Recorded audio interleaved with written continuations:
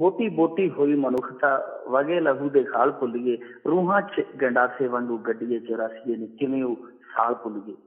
ਤਵਾਰੀਖ ਦੇ ਬੇਰਹਿਮ ਪੰਨਿਆਂ ਚ ਸਿਸਕਦੀ ਹੈ 84, ਕਿਸੇ ਸੱਥਰ ਤੇ ਸਾਲਾਂ ਤੋਂ ਵਿਲਕਦੀ ਹੈ 84। 84 ਉਹ ਸਜ਼ਾ ਬਣ ਗਈ ਹੈ ਜੋ ਅੰਤਹੀਨ ਹੈ, ਜੋ ਅਸਹਿ ਹੈ। 84 ਉਹ ਸਰਾਫ ਹੈ ਜੋ ਲੱਗਿਆ ਨਹੀਂ ਡੰਗਿਆ ਹੈ।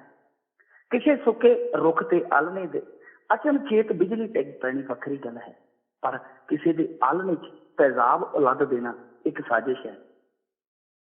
ਸਾਜ਼ਿਸ਼ਾਂ ਅਪੁੱਲ ਹੁੰਦੀਆਂ ਨੇ ਜਦਕਿ ਪਾਣੀ ਵਿਸਰ ਜਾਂਦੇ ਹੈ। ਨਾਲੇ ਉਹ ਚੀਜ਼ ਕਦੇ ਨਹੀਂ ਭੁੱਲਦੀ ਜਿਹਦੀ ਹਰ ਆਟ ਨਾਲ ਸਮਾਂ ਦਹਿਕਦਾ ਹੈ, ਜਿਹਨੂੰ ਦੇਣ ਵਾਲੇ ਖਿਲਾਫ ਇਨਸਾਫ ਸਹਿਕਦਾ ਹੈ। 84 ਚੀਜ਼ ਹੈ, 84 ਚੀਕ ਹੈ, 84 ਉਡੀਕ ਹੈ। ਉਹ ਲੋਕ ਹੀ ਗਲਤ ਨੇ ਜੋ ਕਹਿੰਦੇ ਹੁਣ 84 ਠੀਕ ਹੈ, ਜਦਕਿ 84 ਤੇ ਅੱਜ ਵੀ ਅਧੂਰੇ ਸਵਾਲਾਂ ਦਾ ਜਵਾਬ ਮੰਗਦੀ ਹੈ। ਅੱਜ ਵੀ 84 ਬਹੁਤ ਸਾਰੀਆਂ ਅਧੂਰੀਆਂ ਚੀਜ਼ਾਂ ਨੂੰ ਪੂਰਾ ਕਰਨਾ ਲੋਚਦੀ ਹੈ।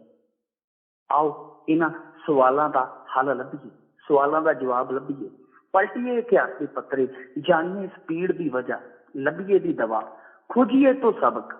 ਇਹੋ ਕਰਨ ਦੀ ਕੋਸ਼ਿਸ਼ ਹੈ ਸਾਡਾ ਵਿਸ਼ੇਸ਼ ਪ੍ਰੋਗਰਾਮ, ਜਿਹਦੇ ਤਹਿਤ ਅੱਜ ਸਾਡੇ ਨਾਲ ਨੇ ਸਿੱਖ ਹਿਸਟੋਰੀਅਨ, ਸਿੱਖ ਇਤਿਹਾਸਕਾਰ ਸੋਹਣ ਸਿੰਘ ਜੀ ਖਾਲਸਾ ਤੇ ਮੈਂ ਮਿੰਟੂ ਗੁਰੂਸਰੀਆ ਤੁਹਾਡਾ ਸਾਰਿਆਂ ਦਾ ਸਵਾਗਤ ਕਰਦਾ ਇਸ ਵਿਸ਼ੇਸ਼ ਪ੍ਰੋਗਰਾਮ ਦੇ ਵਿੱਚ। ਔਰ ਜੀ ਆਇਆਂ ਕਹਿੰਦਾ ਹਾਂ ਸਰਦਾਰ ਸੋਹਣ ਸਿੰਘ ਖਾਲਸਾ ਹੋਰਾਂ ਨੂੰ। ਉਹਨਾਂ ਨਾਲ ਗੱਲਬਾਤ ਦਾ ਸਿਲਸਿਲਾ ਤੋਰਦੇ ਹਾਂ। ਪਹਿਲਾਂ ਉਹਨਾਂ ਦਾ ਸਵਾਗਤ ਕਰੀਏ। ਵਾਹਿਗੁਰੂ ਜੀ ਕਾ ਖਾਲਸਾ, ਵਾਹਿਗੁਰੂ ਜੀ ਕੀ ਫਤਿਹ ਜੀ। ਵਾਹਿਗੁਰੂ ਜੀ ਕਾ ਖਾਲਸਾ, ਵਾਹਿਗੁਰੂ ਜੀ ਕੀ ਫਤਿਹ। ਵੀਰ ਮਿੰਟੂ ਤੇ ਸਮੂਹ ਸਰੋਤੇ ਰੇਡੀਓ ਵਾਇਸ ਆਫ ਖਾਲਸਾ ਦੇ, ਇਹ ਅਸਲ ਦੇ ਵਿੱਚ ਸਮੁੱਚੀ ਸਿੱਖ ਕੌਮ ਦਾ ਦਰਦ ਹੈ। ਮਿੰਟੂ, ਜਿਹੜੀਆਂ ਤੁਹਾਡੀਆਂ ਸਤਰਾਂ ਨੇ ਉਹ ਦਿਲ ਨੂੰ ਟੱਚ ਕਰ ਗਈਆਂ ਤੇ ਮੈਨੂੰ ਇਹ ਲੱਗਦਾ ਕਿ ਇਹ ਦਰਦ ਜਦ ਤੱਕ ਸਿੱਖ ਕੌਮ ਰਹੇਗੀ, ਜਦ ਤੱਕ ਇਹ ਧਰਤੀ ਵਰਤਮਾਨ ਰਹੇਗੀ ਇਸ ਸੰਸਾਰ ਦੇ ਵਿੱਚ, ਕਿਉਂਕਿ ਇਸ ਧਰਤੀ ਨੇ ਵੀ ਮੁੱਕ ਜਾਣਾ। ਗੁਰਬਾਣੀ ਕਹਿੰਦੀ ਹੈ ਕਈ ਵਾਰ ਪਸਰਿਓ ਬਸਾਰ, ਸਦਾ ਸਦਾ ਇੱਕ ਇੱਕ ਓਂਕਾਰ। ਇਹ ਬੜੇ ਗਹਿਰੇ ਜ਼ਖਮ ਨੇ ਜਿਹੜੇ 84 ਦੇ ਤੁਸੀਂ ਗੱਲ ਕੀਤੀ ਹੈ ਤੇ ਇਹਦੇ ਤੇ ਕੋਸ਼ਿਸ਼ ਕਰਦੇ ਹਾਂ ਤੁਸੀਂ ਜਿਹੜੇ ਵੀ ਸਵਾਲ ਪੁੱਛਣੇ ਆ ਉਹ ਸਿਲਸਿਲਾ ਸ਼ੁਰੂ ਕਰੋ, ਕਿਉਂਕਿ ਤੁਹਾਡੀਆਂ ਮੁੱਢਲੀਆਂ ਲਾਈਨਾਂ ਨੇ ਹੀ ਦਾਸ ਨੂੰ ਕਾਫੀ ਜਜ਼ਬਾਤੀ ਕਰ ਦਿੱਤਾ। ਜੀ ਵੀਰ ਮਿੰਟੂ। ਜੀ ਜੀ ਭਾਈ ਸਾਹਿਬ, ਇਹ 84 ਨਸਲ ਕੁਸ਼ੀ ਦੀ ਜਿਹੜੀ ਘਟਨਾ ਹੈ, ਇਹਦਾ ਪਰਿਪੇਖ, ਇਹਦਾ ਥੋੜਾ ਜਿਹਾ ਇਹਦਾ ਦੱਸਿਓ ਪਿਛੋਕੜ ਤੇ ਇਹਦੇ ਪਿੱਛੇ ਕਾਰਨ ਤੇ ਮਨਸ਼ੇ ਕਿਹੜੇ ਕਿਹੜੇ ਰਹੇ। ਵੀਰ ਮਿੰਟੂ, ਇਹ ਜਿਹੜਾ ਸਵਾਲ ਹੈ ਨਾ, ਇਹ ਅਸਲ ਦੇ ਵਿੱਚ ਬੜੀ ਡੂੰਘੀ ਮੰਗ ਕਰਦਾ, ਜਿਹਦੇ ਤੇ ਸਿੱਖ ਕੌਮ ਜਿਹੜੀ ਹੈ, ਪੂਰੀ ਦੀ ਪੂਰੀ ਸਿੱਖ ਕੌਮ ਦੇ ਚਰਨਾਂ 'ਚ ਬੇਨਤੀ ਹੈ।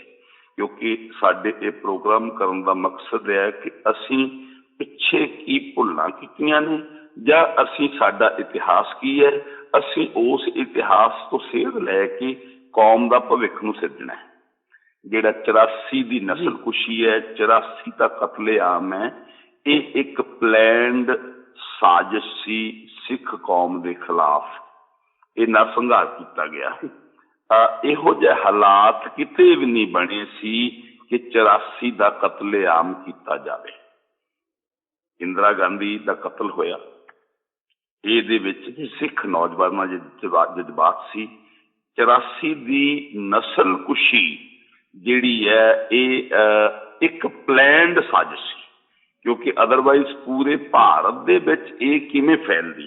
ਪੂਰੇ ਭਾਰਤ ਦੇ ਵਿੱਚ ਜਿਹੜੀ ਨਸਲ ਕੁਸ਼ੀ ਹੋਈ ਹੈ, ਇਹਦੇ ਲਈ ਸਰਕਾਰ ਸਿੱਧੇ ਤੌਰ ਤੇ ਜ਼ਿੰਮੇਵਾਰ ਆ।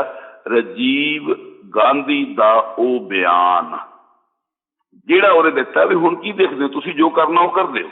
ਇਹਦੇ ਲਈ ਜਿਹੜੇ ਸੱਜਣ ਵਰਗੇ ਨੇ, ਜਿਹੜੇ ਕੁਛ ਜਿਹੜੇ ਨਰਕਪੁਰੀ ਵੀ ਸਿੰਘਾਂ ਨੇ ਤੋੜ ਦਿੱਤੇ ਆ, ਉਹ ਸਾਰੇ ਵੀ ਜ਼ਿੰਮੇਵਾਰ ਨੇ।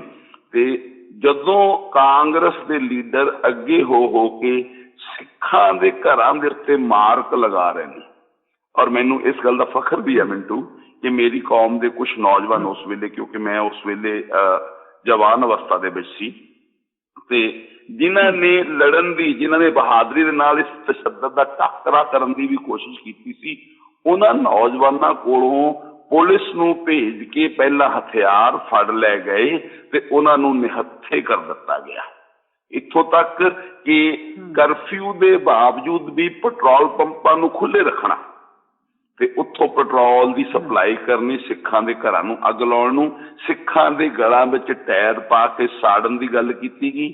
ਇੱਕ ਜਿਹੜੀ ਗੱਲ ਮੈਨੂੰ ਬਹੁਤ ਖਾਸ ਸਾਹਮਣੇ ਆਈ ਸੀ, ਅਗਰ ਇਹ ਮੌਬ ਇੰਦਰਾ ਗਾਂਧੀ ਦੇ ਕਤਲ ਤੋਂ ਬਾਅਦ ਉੱਠਿਆ ਤੇ ਵੀ ਅੱਜ ਮੰਨ ਲਓ ਮੈਂ ਸ਼ਸਤਰਧਾਰੀ ਹਾਂ, ਜਿਹੜੀ ਮੇਰੇ ਕੋਲ ਕਿਰਪਾਨ ਹੈ ਉਹ ਤੁਹਾਡੇ ਕੋਲ ਨਹੀਂ ਹੈ, ਤੁਹਾਡੇ ਕੋਲ ਅਲੱਗ ਹੋਏਗੀ, ਪਰ ਜਿਹੜੇ 84 ਦੇ ਕਾਤਲ ਕਹਿਰ ਬਣ ਕੇ ਸਿੱਖ ਪਰਿਵਾਰਾਂ ਤੇ ਟੁੱਟੇ, ਉਹਨਾਂ ਦੇ ਕੋਲ ਸਰੀਏ, ਰਾਡਾਂ, ਕਿਰਪਾਨਾਂ ਤੇ ਕੁਛ ਦਸਤੇ ਜਿਹੜੇ ਸੀ ਕਈਆਂ ਦੇ, ਉਹ ਸਾਰੇ ਇੱਕੋ ਹੀ ਤਰ੍ਹਾਂ ਦੇ ਸੀ, ਜਿਵੇਂ ਇੱਕੋ ਹੀ ਜਗ੍ਹਾ ਤੋਂ ਸਪਲਾਈ ਕੀਤੇ ਹੁੰਦੇ ਨੇ, ਜਿਵੇਂ ਹੋਲਸੇਲ 'ਚ ਖਰੀਦ ਕੇ ਇਹਨਾਂ ਦੇ ਹੱਥਾਂ 'ਚ ਦਿੱਤੇ ਹੋਣਗੇ।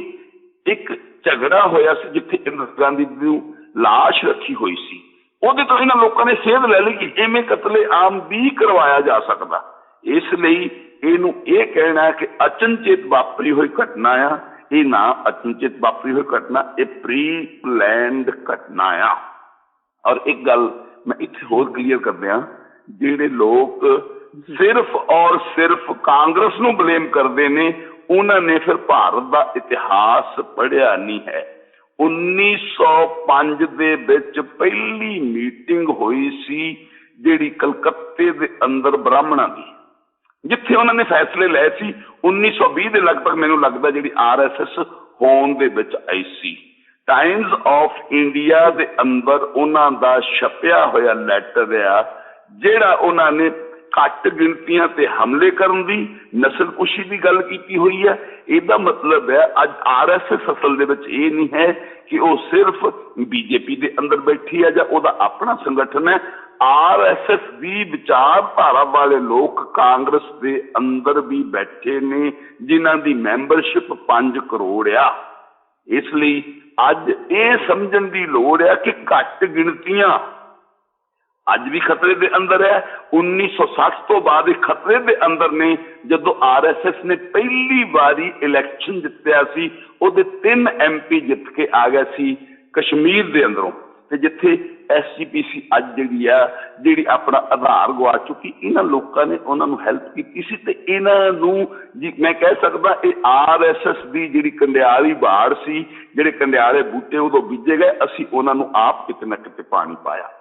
ਅੱਜ 84 ਦਾ ਦਰਦ ਸਾਡੇ ਦਿਲਾਂ ਦੇ ਅੰਦਰ ਹੈ। ਮੈਂ ਉਹਨਾਂ ਬੱਚਿਆਂ ਦੇ ਪਰਿਵਾਰਾਂ ਨੂੰ ਮਿਲ ਕੇ ਦੇਖਿਆ ਜਿਨ੍ਹਾਂ ਦੇ ਅੱਜ ਵਾਰਸ ਬੁਢਾਪੇ ਦੇ ਵਿੱਚ ਨੇ, ਕਿਵੇਂ ਉਹਨਾਂ ਦੇ ਸਾਹਮਣੇ ਬੱਚੇ ਕੋ ਕੇ ਸ਼ਹੀਦ ਕੀਤੇ ਗਏ, ਕਿਵੇਂ ਧੀਆਂ ਭੈਣਾਂ ਦੀ ਬੇਪਤੀ ਕੀਤੀ, ਬੇਪਰਦ ਕੀਤਾ ਗਿਆ, ਕਿਵੇਂ ਦਿੱਲੀ ਦੇ ਅੰਦਰ ਗਵਾਹੀ ਕਰਦੇ, ਕਿਵੇਂ 3 ਦਿਨ ਤੱਕ ਗੁੰਡਾ ਰਾਜ ਚੱਲਿਆ, ਕਿਵੇਂ ਕਤਲੇਗਾਰਦ ਮਚਾਈ ਗਈ। ਇਹ ਬੜਾ ਅੱਜ ਜਿਵੇਂ ਤੁਸੀਂ ਪਹਿਲੀਆਂ ਸਤਰਾਂ ਦੇ ਵਿੱਚ ਹੀ ਕਿਹਾ ਕਿ ਇਹ ਟੀਸ ਆ, ਇਹ ਦਰਦ ਆ, ਇਹ ਭਾਰਤ ਦੀ ਧਰਤੀ ਦੇ ਉੱਤੇ ਤੱਬਾ ਆ। ਮੈਂ ਤੇ ਕੌਮ ਨੂੰ ਇਹ ਕਹਾਂਗਾ ਕਿ ਇਸ ਮੁਲਕ ਦਾ ਨਕਸ਼ਾ ਬਣਾ ਕੇ ਉਹ ਜਿਹੜੇ ਨੇ 80,000 ਦੇ ਲਗਭਗ ਕਤਲ ਵੀ ਆ ਇਸ ਭਾਰਤ ਦੀ ਧਰਤੀ ਦੇ ਉੱਤੇ ਖੂਨ ਦਾ ਧੱਬਾ ਆ। ਜਦੋਂ 84 ਦੇ ਵਿੱਚ ਬੇਕਸੂਰ ਸਿੱਖ ਬੱਚਿਆਂ ਨੂੰ, ਬੇਕਸੂਰ ਸਿੱਖ ਨੌਜਵਾਨਾਂ ਨੂੰ, ਬੇਕਸੂਰ ਸਿੱਖ ਲੜਕੀਆਂ ਨੂੰ, ਸਾਡੇ ਬਜ਼ੁਰਗਾਂ ਨੂੰ ਕਤਲੋ ਗਾਰਦ ਨਸਲੋਕਸ਼ੀ ਕੀਤੀ ਗਈ। ਜੀ ਮਿੰਟੂ ਜੀ ਜੀ ਤੇ ਇਹਦੇ ਪਿੱਛੇ ਜਿਹੜੀ ਇੰਦਰਾ ਗਾਂਧੀ ਜਾਂ ਉਹਦੇ ਹੋਰ ਆਲੇ ਦੁਆਲੇ ਉਸ ਸਮੇਂ ਸਲਾਹਕਾਰਾਂ ਦੀ ਫੌਜ ਸੀ, ਉਹਨਾਂ ਨੇ ਇਸ ਚੀਜ਼ ਨੂੰ ਜਿਹੜੀ ਪਹਿਲਾਂ ਇਹਦਾ ਕੋਈ ਮੁੱਢ ਬੰਨਿਆ ਜਾਂ ਰਾਜੀਵ ਗਾਂਧੀ ਦੇ ਜਿਹੜੇ ਨੇੜਲੇ ਸੀ ਉਹਨਾਂ ਨੇ ਕੁਝ ਵਿਸ਼ੇਸ਼ ਤਿਆਰੀਆਂ ਵੀ ਕੀਤੀਆਂ ਇਸ ਤੋਂ ਪਹਿਲਾਂ ਕਿ ਇਹ ਅਚਨਚੇਤ ਹੋਈ ਘਟਨਾ ਸੀਗੀ? ਖਾਲਸਾ ਜੀ, ਮੈਨੂੰ ਇਹ ਬੜਾ ਸਵਾਲ, ਗਹਿਰਾ ਸਵਾਲ ਹੈ। ਤੁਸੀਂ ਅਗਰ ਆਪਰੇਸ਼ਨ ਬਲੂ ਸਟਾਰ ਨੂੰ ਵੀ ਦੇਖੋ, ਸੰਤ ਜਰਨੈਲ ਸਿੰਘ ਭਿੰਡਰਾਂ ਵਾਲਿਆਂ ਦੇ ਖਿਲਾਫ ਕਦੀ ਕੋਈ ਕੇਸ ਰਜਿਸਟਰ ਨਹੀਂ ਹੋਇਆ। ਸੰਤ ਜਰਨੈਲ ਸਿੰਘ ਦੇ ਦਾਸ ਨੇ ਜਦੋਂ ਦਰਸ਼ਨ ਕੀਤੇ ਸੀ, ਉਦੋਂ ਦਾਸ ਦਾ ਨਾਂ ਸੋਹਣ ਲਾਲ ਸੀ ਤੇ ਮੂੰਹ ਦੇ ਉੱਤੇ ਰੋਜ਼ ਪਛਣਾ ਫੇਰ ਕੇ ਮੈਂ ਜਾਂਦਾ ਹੁੰਦਾ ਸੀ। ਤੇ ਉਦੋਂ ਸੰਤ ਜਰਨੈਲ ਸਿੰਘ ਜੀ ਦੇ ਕੋਲ ਆਉਣ ਵਾਲੇ ਹਿੰਦੂ ਪਰਿਵਾਰ ਵੀ ਸੀ, ਜਿਨ੍ਹਾਂ ਦੀਆਂ ਧੀਆਂ ਭੈਣਾਂ ਨੂੰ ਉਹਨਾਂ ਦੇ ਸਹੁਰੇ ਦੇ ਘਰ ਤਕਲੀਫ ਸੀ ਜਾਂ ਕੋਈ ਹੋਰ ਗੱਲ ਸੀ। ਸੰਤ ਜਰਨੈਲ ਸਿੰਘ ਸਿੰਘਾਂ ਦੀ ਡਿਊਟੀ ਲਾਉਂਦੇ ਹੁੰਦੇ ਸੀ ਵੀ ਇਸ ਪਰਿਵਾਰ ਦਾ ਮਸਲਾ ਹੱਲ ਕਰੋ। ਹੁਣ ਸੰਤ ਜਰਨੈਲ ਸਿੰਘ ਜੀ ਦੇ ਖਿਲਾਫ ਕੋਈ ਕੇਸ ਦਰਜ ਨਹੀਂ ਹੈ, ਉਹਨਾਂ ਨੂੰ ਅੱਤਵਾਦੀ ਅਨਾਉਂਸ ਕਰ ਦੇਣਾ ਪਹਿਲੀ ਗੱਲ। ਦੂਜਾ ਜਥੇਬੰਦਕ ਤੌਰ ਤੇ ਸੰਤ ਜਰਨੈਲ ਸਿੰਘ ਇਹ ਸਿਸਟਮ ਦੇ ਖਿਲਾਫ ਬੋਲਦੇ ਸੀ। ਦੂਜੀ ਗੱਲ। ਤੀਜੀ ਗੱਲ, ਅਜੇ ਸੰਤ ਜਰਨੈਲ ਸਿੰਘ ਅਕਾਲ ਤਖਤ ਸਾਹਿਬ ਤੇ ਪਹੁੰਚੇ ਨਹੀਂ ਸੀ, ਇਹਨਾਂ ਨੇ ਰਾਜਸਥਾਨ ਦੇ ਅੰਦਰ ਦਰਬਾਰ ਸਾਹਿਬ ਦਾ ਮਾਡਲ ਬਣਾ ਕੇ ਆਪਰੇਸ਼ਨ ਬਲੂ ਸਟਾਰ ਤੋਂ ਪਹਿਲਾਂ ਜਾਂ ਨਸਲਕੁਸ਼ੀ ਤੋਂ ਵੀ ਪਹਿਲਾਂ ਮਾਡਲ ਬਣਾ ਕੇ ਉੱਥੇ ਬਕਾਇਦਾ ਅਭਿਆਸ ਕੀਤਾ ਕਿ ਦਰਬਾਰ ਸਾਹਿਬ ਦੀ ਲੋਕੇਸ਼ਨ ਕੀ ਹੈ, ਕਿੱਥੇ ਕੀ ਹੈ। ਮਿਲਟਰੀ ਆਪਰੇਸ਼ਨ ਦੇ ਜਿਹੜੇ ਅਭਿਆਸ ਉਹ ਰਾਜਸਥਾਨ ਦੇ ਅੰਦਰ ਕੀਤਾ ਗਿਆ। ਇਹਦੇ ਪਿੱਛੇ ਅਸਲ ਦੇ ਵਿੱਚ ਕੀ ਸੀਗਾ, ਇੰਦਰਾ ਗਾਂਧੀ ਨੂੰ ਅਰੁਣ ਨਹਿਰੂ ਨੇ ਸਲਾਹ ਦਿੱਤੀ ਸੀ ਕਿ ਆਉਣ ਵਾਲੇ ਇਲੈਕਸ਼ਨ ਦੇ ਵਿੱਚ ਅਸੀਂ ਜਿੱਤ ਨਹੀਂ ਸਕਦੇ। ਪੂਰੇ ਹਿੰਦੁਸਤਾਨ ਨੂੰ ਭਾਰਤ ਦੇ ਮੀਡੀਆ ਨੇ ਇੱਕ ਪ੍ਰਭਾਵ ਦਿੱਤਾ ਹੋਇਆ ਸੀ ਕਿ ਸਿੱਖ ਅੱਤਵਾਦੀ ਨੇ, ਸਿੱਖ ਕਾਤਲ ਨੇ, ਸਿੱਖ ਲੁਟੇਰੇ ਨੇ।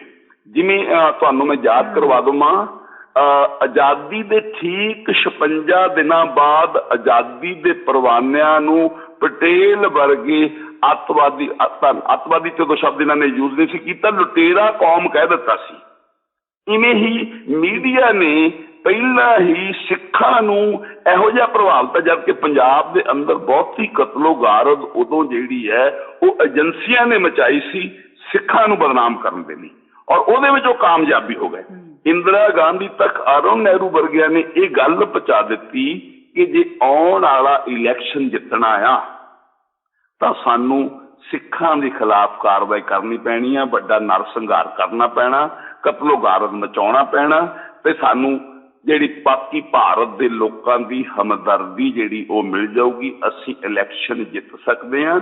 ਜਿੱਥੋਂ ਮਰਜ਼ੀ ਜਿਹੜੇ ਮਰਜ਼ੀ ਵਿਦਵਾਨ ਇਹਨੂੰ ਖੋਜ ਕਰਕੇ ਦੇਖ ਲੈਣ, ਅਰੁਣ ਨਹਿਰੂ ਦੀ ਇਹ ਸਲਾਹ ਜਿਹੜੀ ਆ ਇੰਦਰਾ ਗਾਂਧੀ ਨੂੰ ਦਿੱਤੀ ਗਈ, ਇਹ ਸਾਰੇ ਨਰਸੰਹਾਰ ਦੇ ਪਿੱਛੇ ਇਹ ਮੁੱਖ ਕਾਰਨ ਆ ਕਿ ਇਹ ਮੇਰੇ ਖਿਆਲ 'ਚ ਦੁਨੀਆ ਦਾ ਸਭ ਤੋਂ ਘਿਨਾਉਣਾ ਕਾਂਡ ਆ ਜਦੋਂ ਕੋਈ ਔਰਤ ਰਾਜ ਸੱਤਾ ਦੇ ਨਸ਼ੇ ਵਿੱਚ ਇੰਨੀ ਅੰਨੀ ਹੋ ਗਈ ਕਿ ਮਨੁੱਖਤਾ ਦਾ ਘਾਣ ਕਰਨ ਤੋਂ ਬਾਅਦ ਸਿੰਘਾਂ ਦੀਆਂ ਲਾਸ਼ਾਂ ਆਪਣੀ ਕੁਰਸੀ ਦੇ ਥੱਲੇ ਰੱਖ ਕੇ ਉੱਪਰ ਬੈਠਣ ਦੀ ਤਿਆਰੀ ਕੀਤੀ।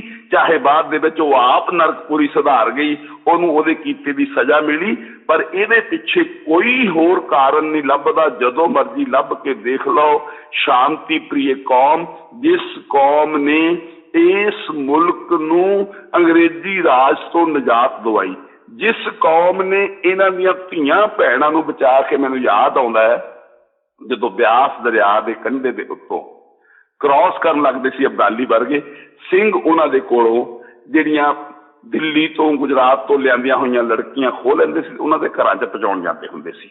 ਤੇ ਉਹ ਲੜਕੀਆਂ ਕਹਿੰਦੀਆਂ ਹੁੰਦੀਆਂ ਸੀ ਅਸੀਂ ਹੁਣ ਘਰ ਜਾਣ ਜੋਗੀਆਂ ਨਹੀਂ ਬਚੀਆਂ, ਸਾਨੂੰ ਤੁਸੀਂ ਇੱਥੇ ਰੱਖ ਲਓ। ਸਿੰਘ ਕਹਿੰਦੇ ਹੁੰਦੇ ਸੀ ਅਸੀਂ ਤੁਹਾਨੂੰ ਧੀਆਂ ਬਣਾ ਸਕਦੇ ਹਾਂ, ਭੈਣਾਂ ਬਣਾ ਸਕਦੇ ਹਾਂ, ਪਰ ਤੁਹਾਡੇ ਨਾਲ ਵਿਆਹ ਨਹੀਂ ਕਰ ਸਕਦੇ ਕਿਉਂਕਿ ਖਾਲਸੇ ਦਾ ਇਤਿਹਾਸ ਕਲੰਕਿਤ ਹੋ ਜਾਏਗਾ। ਆਪਣੀ ਜਾਨ ਤੇ ਖੇਲ ਕੇ ਪਹਿਲਾਂ ਛਡਵਾਉਣੀਆਂ, ਫਿਰ ਉਹਨਾਂ ਨੂੰ ਘਰੋਂ ਘਰੀ ਪਹੁੰਚਾਉਣਾ ਸਾਡਾ ਇਹ ਇਤਿਹਾਸ ਆ। ਇਹਨੂੰ ਸੁਨਹਿਰੀ ਪੰਨਿਆਂ ਦੇ ਵਿੱਚ ਲਿਖਿਆ ਹੋਇਆ। ਅਸਲ ਦੇ ਵਿੱਚ ਮਿੰਟੂ ਇਤਿਹਾਸ ਲਿਖਿਆ ਹੀ ਉਹਨਾਂ ਦਾ ਜਾਂਦਾ ਜਿਨ੍ਹਾਂ ਨੇ ਮਾਰ ਕੇ ਮਾਰੇ ਹੋਣ।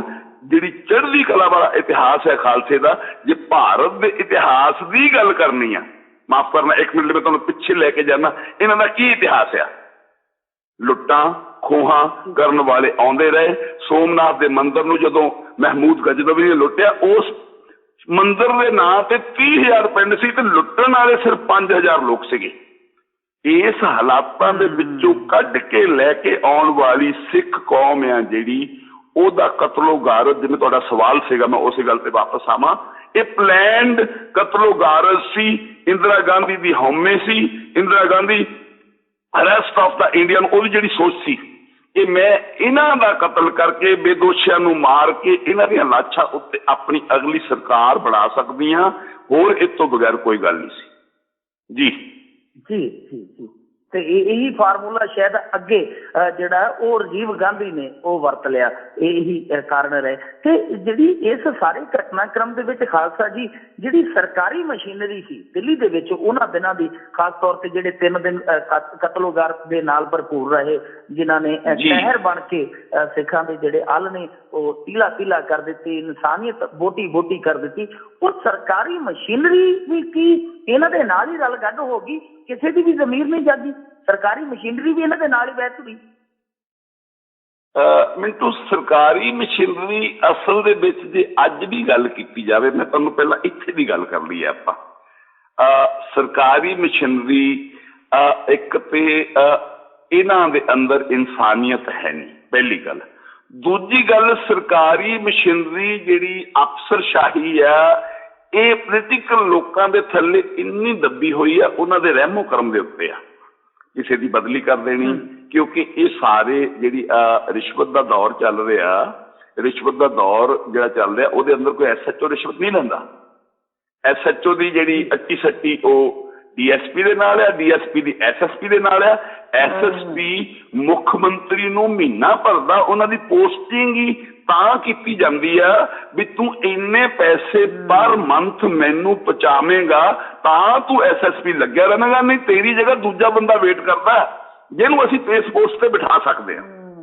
ਇਹ ਸਿਸਟਮ ਜਿਹੜਾ ਕਰਪਸ਼ਨ ਦਾ ਆ, ਮੈਂ ਖੁੱਲ੍ਹੇਆਮ ਕਹਿ ਰਿਹਾ, ਪੰਜਾਬ ਦੀ ਧਰਤੀ ਤੇ ਅੱਜ ਬੜੀ ਕਹਿ ਸਕਦੇ ਵੀ ਤਰੀਕੇ ਨਾਲ ਯੋਜਨਾਬੰਦ ਢੰਗ ਨਾਲ ਚਲਾਇਆ ਜਾ ਰਿਹਾ। ਜਿਹੜਾ ਤੇਰਾ ਸਵਾਲ ਹੈ ਮਿੰਟੂ ਵੀਰ, ਉਹ ਇਹ ਹੈ ਕਿ ਦਿੱਲੀ ਦੇ ਅੰਦਰ ਸਰਕਾਰੀ ਮਸ਼ੀਨਰੀ ਵੀ ਪੰਜਾਬ ਦੇ ਸਿਸਟਮ ਵਰਗੀ ਉਹ ਸੀ। ਉਹਨਾਂ ਨੂੰ ਬਕਾਇਦਾ ਹਦਾਇਤਾਂ ਦਿੱਤੀਆਂ ਗਈਆਂ, ਸੱਜਣ ਵਰਗਿਆਂ ਦੇ ਨਾਲ, ਮਾਕਨ ਵਰਗਿਆਂ ਦੇ ਨਾਲ ਅਫਸਰ ਆਪ ਘੁੰਮਦੇ ਰਹੇ, ਜਿਨ੍ਹਾਂ ਨੇ ਤੇਲ ਆਪ ਪ੍ਰੋਵਾਈਡ ਕੀਤਾ, ਰੋਡਾਂ ਆਪ ਪ੍ਰੋਵਾਈਡ ਕੀਤੀਆਂ, ਟਾਇਰ ਜਿਹੜੇ ਸੜਕਾਂ ਤੇ ਜਲਾਏ ਗਏ ਉਹ ਪ੍ਰੋਵਾਈਡ ਕੀਤੇ ਗਏ। ਗੱਡੀਆਂ ਦੇ ਵਿੱਚ ਸਰਕਾਰੀ ਮਸ਼ੀਨਰੀ ਦੀਆਂ ਗੱਡੀਆਂ ਭਰ ਭਰ ਕੇ ਗੁੰਡੇ ਇੱਕ ਜਗ੍ਹਾ ਤੋਂ ਦੂਜੀ ਜਗ੍ਹਾ ਪਹੁੰਚਾਏ ਗਏ। ਰੇਲ ਗੱਡੀਆਂ ਬੰਦ ਨੇ, ਉਹਦੇ ਬਾਵਜੂਦ ਵੀ ਯੂਪੀ ਤੋਂ, ਹਰਿਆਣੇ ਤੋਂ ਗੁੰਡਿਆਂ ਦੀਆਂ ਭਾੜਾਂ ਲਿਆਂਦੀਆਂ ਗਈਆਂ, ਕਤਲੋ ਗਾਰਤ ਕਰਨ ਦਾ, ਲੁੱਟ ਕਰਨ ਦਾ ਹੁਕਮ ਜਿਹੜਾ ਬਕਾਇਦਾ ਦਿੱਤਾ ਗਿਆ। ਸਰਕਾਰੀ ਮਸ਼ੀਨਰੀ ਕਾਹਦੀ ਸਰਕਾਰੀ ਮਸ਼ੀਨਰੀ ਆ? ਸਰਕਾਰੀ ਮਸ਼ੀਨਰੀ ਅੱਜ ਵੀ ਜਿਹੜੀ ਪੰਜਾਬ ਦੇ ਅੰਦਰ ਕੰਮ ਕਰ ਰਹੀ ਹੈ ਉਹ ਵਿਕੀ ਹੋਈ ਮਸ਼ੀਨਰੀ ਆ। ਅੱਜ ਵੀ ਜਿਹੜੀ ਮਸ਼ੀਨਰੀ ਦਿੱਲੀ ਦੇ ਅੰਦਰ ਕੰਮ ਕਰ ਰਹੀ ਹੈ ਉਹ ਇਹਨਾਂ ਪੋਲੀਟੀਕਲ ਲੋਕਾਂ ਦੇ ਰਹਿਮੋ ਕਰਮ ਤੇ ਆ, ਉਹਨਾਂ ਦੀ ਕਦੇ ਵੀ ਟਰਾਂਸਫਰ ਹੋ ਸਕਦੀ ਆ।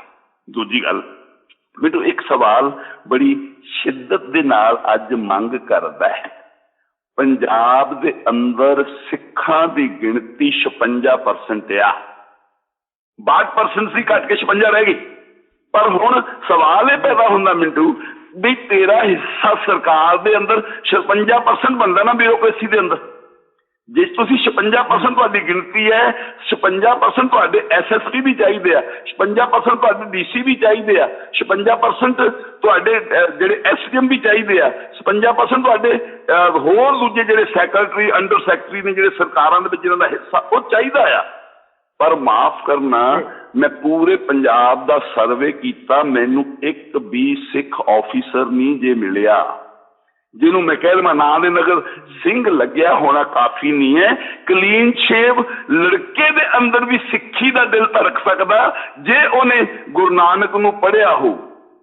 ਔਰ ਸਮਾਂ ਆਉਣ ਤੇ ਦਾਸ ਤੁਹਾਡੇ ਸਾਹਮਣੇ ਆ, ਜਦੋਂ ਸਿੱਖ ਇਤਿਹਾਸ ਪੜ੍ਹਿਆ ਸੋਹਣ ਲਾਲ ਤੋਂ ਸੋਹਣ ਸਿੰਘ ਹੋ ਗਿਆ।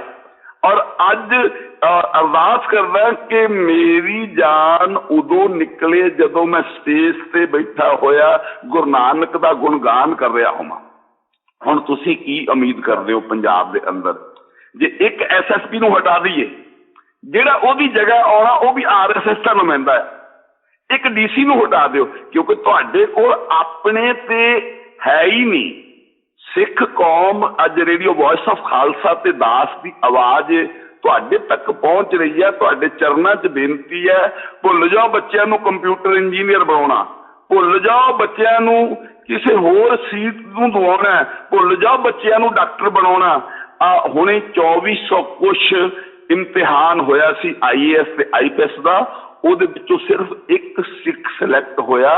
ਉਹ ਨਾ ਪੰਜਾਬ ਦਾ ਸੀ, ਨਾ ਹਰਿਆਣੇ ਦਾ ਸੀ, ਨਾ ਦਿੱਲੀ ਦਾ ਸੀ, ਨਾ ਹਿਮਾਚਲ ਦਾ ਸੀ। ਉਹ ਵੀ ਵਿਚਾਰਾ ਪਤਾ ਨਹੀਂ ਕਿਵੇਂ ਨਿੱਜੀ ਤੌਰ ਤੇ ਮਿਹਨਤ ਕਰਕੇ ਇੱਕ ਬਿਹਾਰ ਦਾ ਸਿੱਖ ਸਿਲੈਕਟ ਹੋਇਆ, ਜਦਕਿ 38 ਤੋਂ 40 ਮੁਸਲਮਾਨ ਸਿਲੈਕਟ ਹੋਏ ਨੇ। ਅੱਜ ਤੁਸੀਂ ਸਰਕਾਰ ਦੇ ਵਿੱਚ ਕਿਤੇ ਨਹੀਂ, ਬਿਊਰੋਕ੍ਰੇਸੀ 'ਚ ਕਿਤੇ ਨਹੀਂ, कोई किसी को राज ना दे है, जो ले है निज बल से ले है। इस गल का ध्यान रखियो। अज तुसी ताकतहीन हो, अज सरकार तुहाडी नहीं, ब्यूरोक्रेसी तुहाडी नहीं है, ते ये कतलो गारत ते फिर हुंदा ही रहेगा। तुसी इहनूं किवें रोक लोगे? ये रोकना मुमकिन तां ही होएगा, कौम दे अंदर अवेयरनेस आएगी, अपना बनदा हिस्सा राज भाग दे अंदर सरकार दे अंदर लिया जाएगा। अफसरशाही जिहड़ी आ वो बड़ा रोक, मान लो हम बरगाड़ी कांड दे अंदर ही अगर साडे अफसर हुंदे, एक SSP चरणजीत शर्मा नूं सस्पेंड किया, जिहड़ा हुशियारपुर दे अंदर रहिंदा, वो बड़े सालों की गल है, मैं इहनूं किसी काम दे विच उस बंदे नूं मिलना पै गया, उदों DSP सी। ਉਹਦੇ ਘਰ ਦੇ ਅੰਦਰ ਉਹਨੇ ਹਿਰਨ ਵਗੈਰਾ ਖੁੱਲੇ ਛੱਡੇ ਹੋਏ ਨੇ, ਬੜਾ ਸ਼ੋਅ ਲਾਇਆ ਹੋਇਆ ਸੀ, ਔਰ ਉਹਦੇ ਨਾਮ ਦੇ ਨਾਲ ਡਾਕੂ ਜੁੜਿਆ ਹੋਇਆ ਕਿ ਉਹਨੇ ਲੁੱਟਾਂ ਖੋਹਾਂ ਕਰਨੀਆਂ, ਉਹਦਾ ਆਪਣਾ ਕੰਮ ਰਿਹਾ। ਉਹ SSP ਸੀ। ਕੀ ਉਮੀਦ ਕਰਦੇ ਹੋ ਉਸ ਬੰਦੇ ਤੋਂ?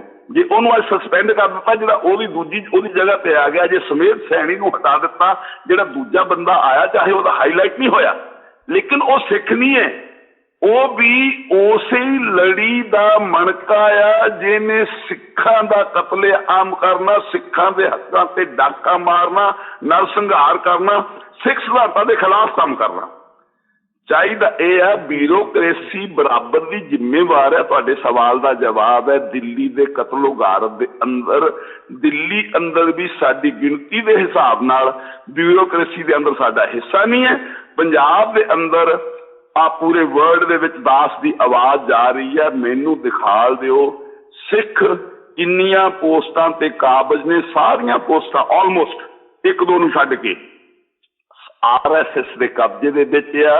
ਸਿੱਖਾਂ ਦੀ ਸਿਧਾਂਤਕ ਘੇਰਾਬੰਦੀ ਤੀਜੇ ਘੱਲੂਘਾਰੇ ਤੋਂ ਬਾਅਦ ਜਿਹੜੀ ਆ, ਉਹ ਡਾਕਟਰ ਅਜਮੇਰ ਸਿੰਘ ਦੀ ਕਿਤਾਬ 20ਵੀਂ ਸਦੀ ਦੀ ਸਿੱਖ ਰਾਜਨੀਤੀ ਆ, ਕੋਸ਼ਿਸ਼ ਕਰਿਓ ਉਹਨੂੰ ਇੱਕ ਵਾਰੀ ਪੜ੍ਹ ਕੇ ਤੁਸੀਂ ਸਮਝ ਸਕੋ ਕਿ ਕੌਮ ਨੂੰ ਕੀ ਚਾਹੀਦਾ। ਇਸ ਲਈ ਮੈਨੂੰ ਤੇਰੇ ਸਵਾਲ ਦਾ ਜਵਾਬ ਖੁੱਲ੍ਹਾ ਜਵਾਬ ਆ, ਬਿਊਰੋਕ੍ਰੇਸੀ ਜ਼ਮੀਰ ਰਹਿਤ ਆ, ਪੋਲੀਟੀਕਲ ਲੋਕਾਂ ਦੇ ਦਬਾਅ ਥੱਲੇ ਆ, ਉਹ ਵੀ 84 ਦੀ ਨਸਲ ਕੁਸ਼ੀ ਦੇ ਲਈ ਬਰਾਬਰ ਦੀ ਜ਼ਿੰਮੇਵਾਰ ਹੈ। ਜੀ ਵੀਰ ਜੀ ਜੀ ਬਿਲਕੁਲ। ਇਹ ਸਰਕਾਰੀ ਮਸ਼ੀਨਰੀ ਨਹੀਂ, ਬਦਕਾਰੀ ਮਸ਼ੀਨਰੀ ਬਣ ਗਈ ਉਸ ਸਮੇਂ, ਤੇ ਅੱਜ ਵੀ ਇਹ ਸਰਕਾਰੀ ਮਸ਼ੀਨਰੀ ਬਦਕਾਰੀ ਮਸ਼ੀਨਰੀ ਹੈ।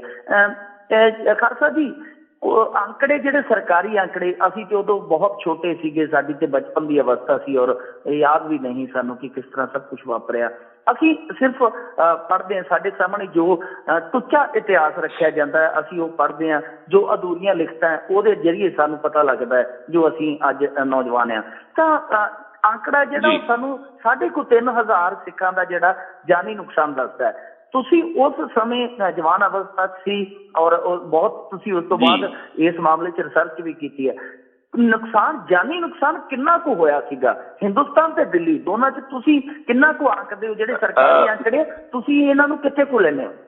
ਮਿੰਟੂ, ਜਦੋਂ ਅਸੀਂ ਇਸ ਸਵਾਲ ਤੇ ਆਉਂਦੇ ਹਾਂ, ਅਸਲ ਦੇ ਵਿੱਚ ਜਿਹੜੀਆਂ ਸਾਡੀਆਂ ਸਿੱਖ ਜਥੇਬੰਦੀਆਂ ਨੇ ਨਾ, ਉਹਨਾਂ ਨੇ ਵੀ ਉਸ ਵੇਲੇ ਬਣਦਾ ਰੋਲ ਨਹੀਂ ਨਿਭਾਇਆ। ਮੈਨੂੰ ਇੱਕ ਨੌਜਵਾਨ ਦਾ ਨਾਮ ਭੁੱਲਦਾ, ਉਹਨੇ ਪੰਜਾਬ ਦੇ ਅੰਦਰ ਲਾਵਾਰਸ ਸਾੜੀਆਂ ਹੋਈਆਂ ਲਾਸ਼ਾਂ ਦੇ ਉੱਤੇ ਕੰਮ ਕਰਨਾ ਸ਼ੁਰੂ ਕੀਤਾ ਸੀ, ਤੇ ਉਹਨੂੰ 25 ਖਾਲੜਾ ਸਾਹਿਬ ਨੇ 25,000 ਦੇ ਲਗਭਗ ਉਹ ਨੌਜਵਾਨ ਤਲਾਸ਼ ਕਰ ਲਏ ਸੀ, ਜਿਨ੍ਹਾਂ ਨੂੰ ਲਾਵਾਰਸ ਕਰਕੇ ਲਾਸ਼ਾਂ ਜਿਨ੍ਹਾਂ ਦੀਆਂ ਸਾੜੀਆਂ ਗਈਆਂ। ਹੁਣ ਜਦੋਂ ਤੁਸੀਂ ਨਰਸੰਹਾਰ ਦੀ ਗੱਲ ਕਰਦੇ ਹੋ, ਜਿਹੜਾ 84 ਦੀ ਨਸਲ ਕੁਸ਼ੀ ਦੇ ਦੌਰਾਨ ਹੋਇਆ, ਜੇ ਤੁਸੀਂ ਇਕੱਲੇ ਕਾਨਪੁਰ ਦੇ ਵਿੱਚ ਜਾਓ, ਮੇਰੇ ਕੋਲ ਇੱਕ ਸ਼ਖਸੀਅਤ ਮੌਜੂਦ ਹੈ ਜਿਨ੍ਹਾਂ ਦਾ ਪਰਿਵਾਰ ਇਸ ਤਸ਼ੱਦਦ ਦਾ ਸ਼ਿਕਾਰ ਹੋਇਆ ਸੀ, ਡਾਕਟਰ ਓਂਕਾਰ ਸਿੰਘ ਤਰਨਤਾਰਨ ਤੋਂ। ਉੱਥੇ ਇੱਕ ਸ਼ਹਿਰ ਦੇ ਵਿੱਚ ਜਿਹੜਾ ਨੁਕਸਾਨ ਹੈ ਉਹ ਲਗਭਗ 3500 ਦਾ ਹੋਇਆ ਸੀ। ਪੱਛਮੀ ਬੰਗਾਲ ਨੂੰ ਛੱਡ ਕੇ ਦਿੱਲੀ ਤੋਂ ਬਾਅਦ ਦਾ ਇਹ ਨੁਕਸਾਨ ਜਿਹੜਾ ਉਹ 25 ਤੋਂ 30,000 ਦਾ ਸੀ।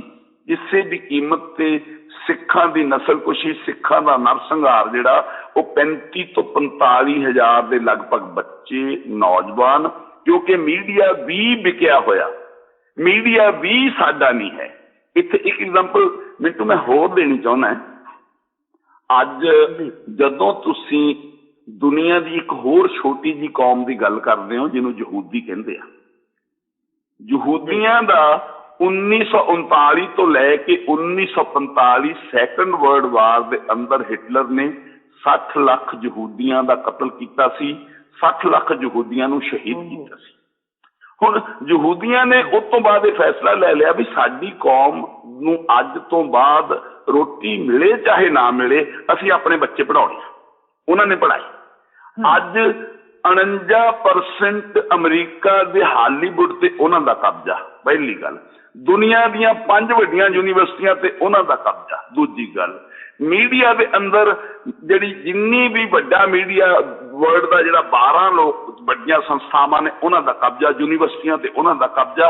ਰੋਮਾਨੀ, ਗੁਕਸੀ, ਨੋਕੀਆ, ਸੈਮਸੰਗ, ਇਹ ਚਾਹੇ ਜਾਪਾਨੀ ਨਾਮ ਨੇ ਬਟ ਇਹਨਾਂ ਕੰਪਨੀਆਂ ਤੇ ਵੀ ਯਹੂਦੀਆਂ ਦਾ ਕਬਜ਼ਾ ਆ।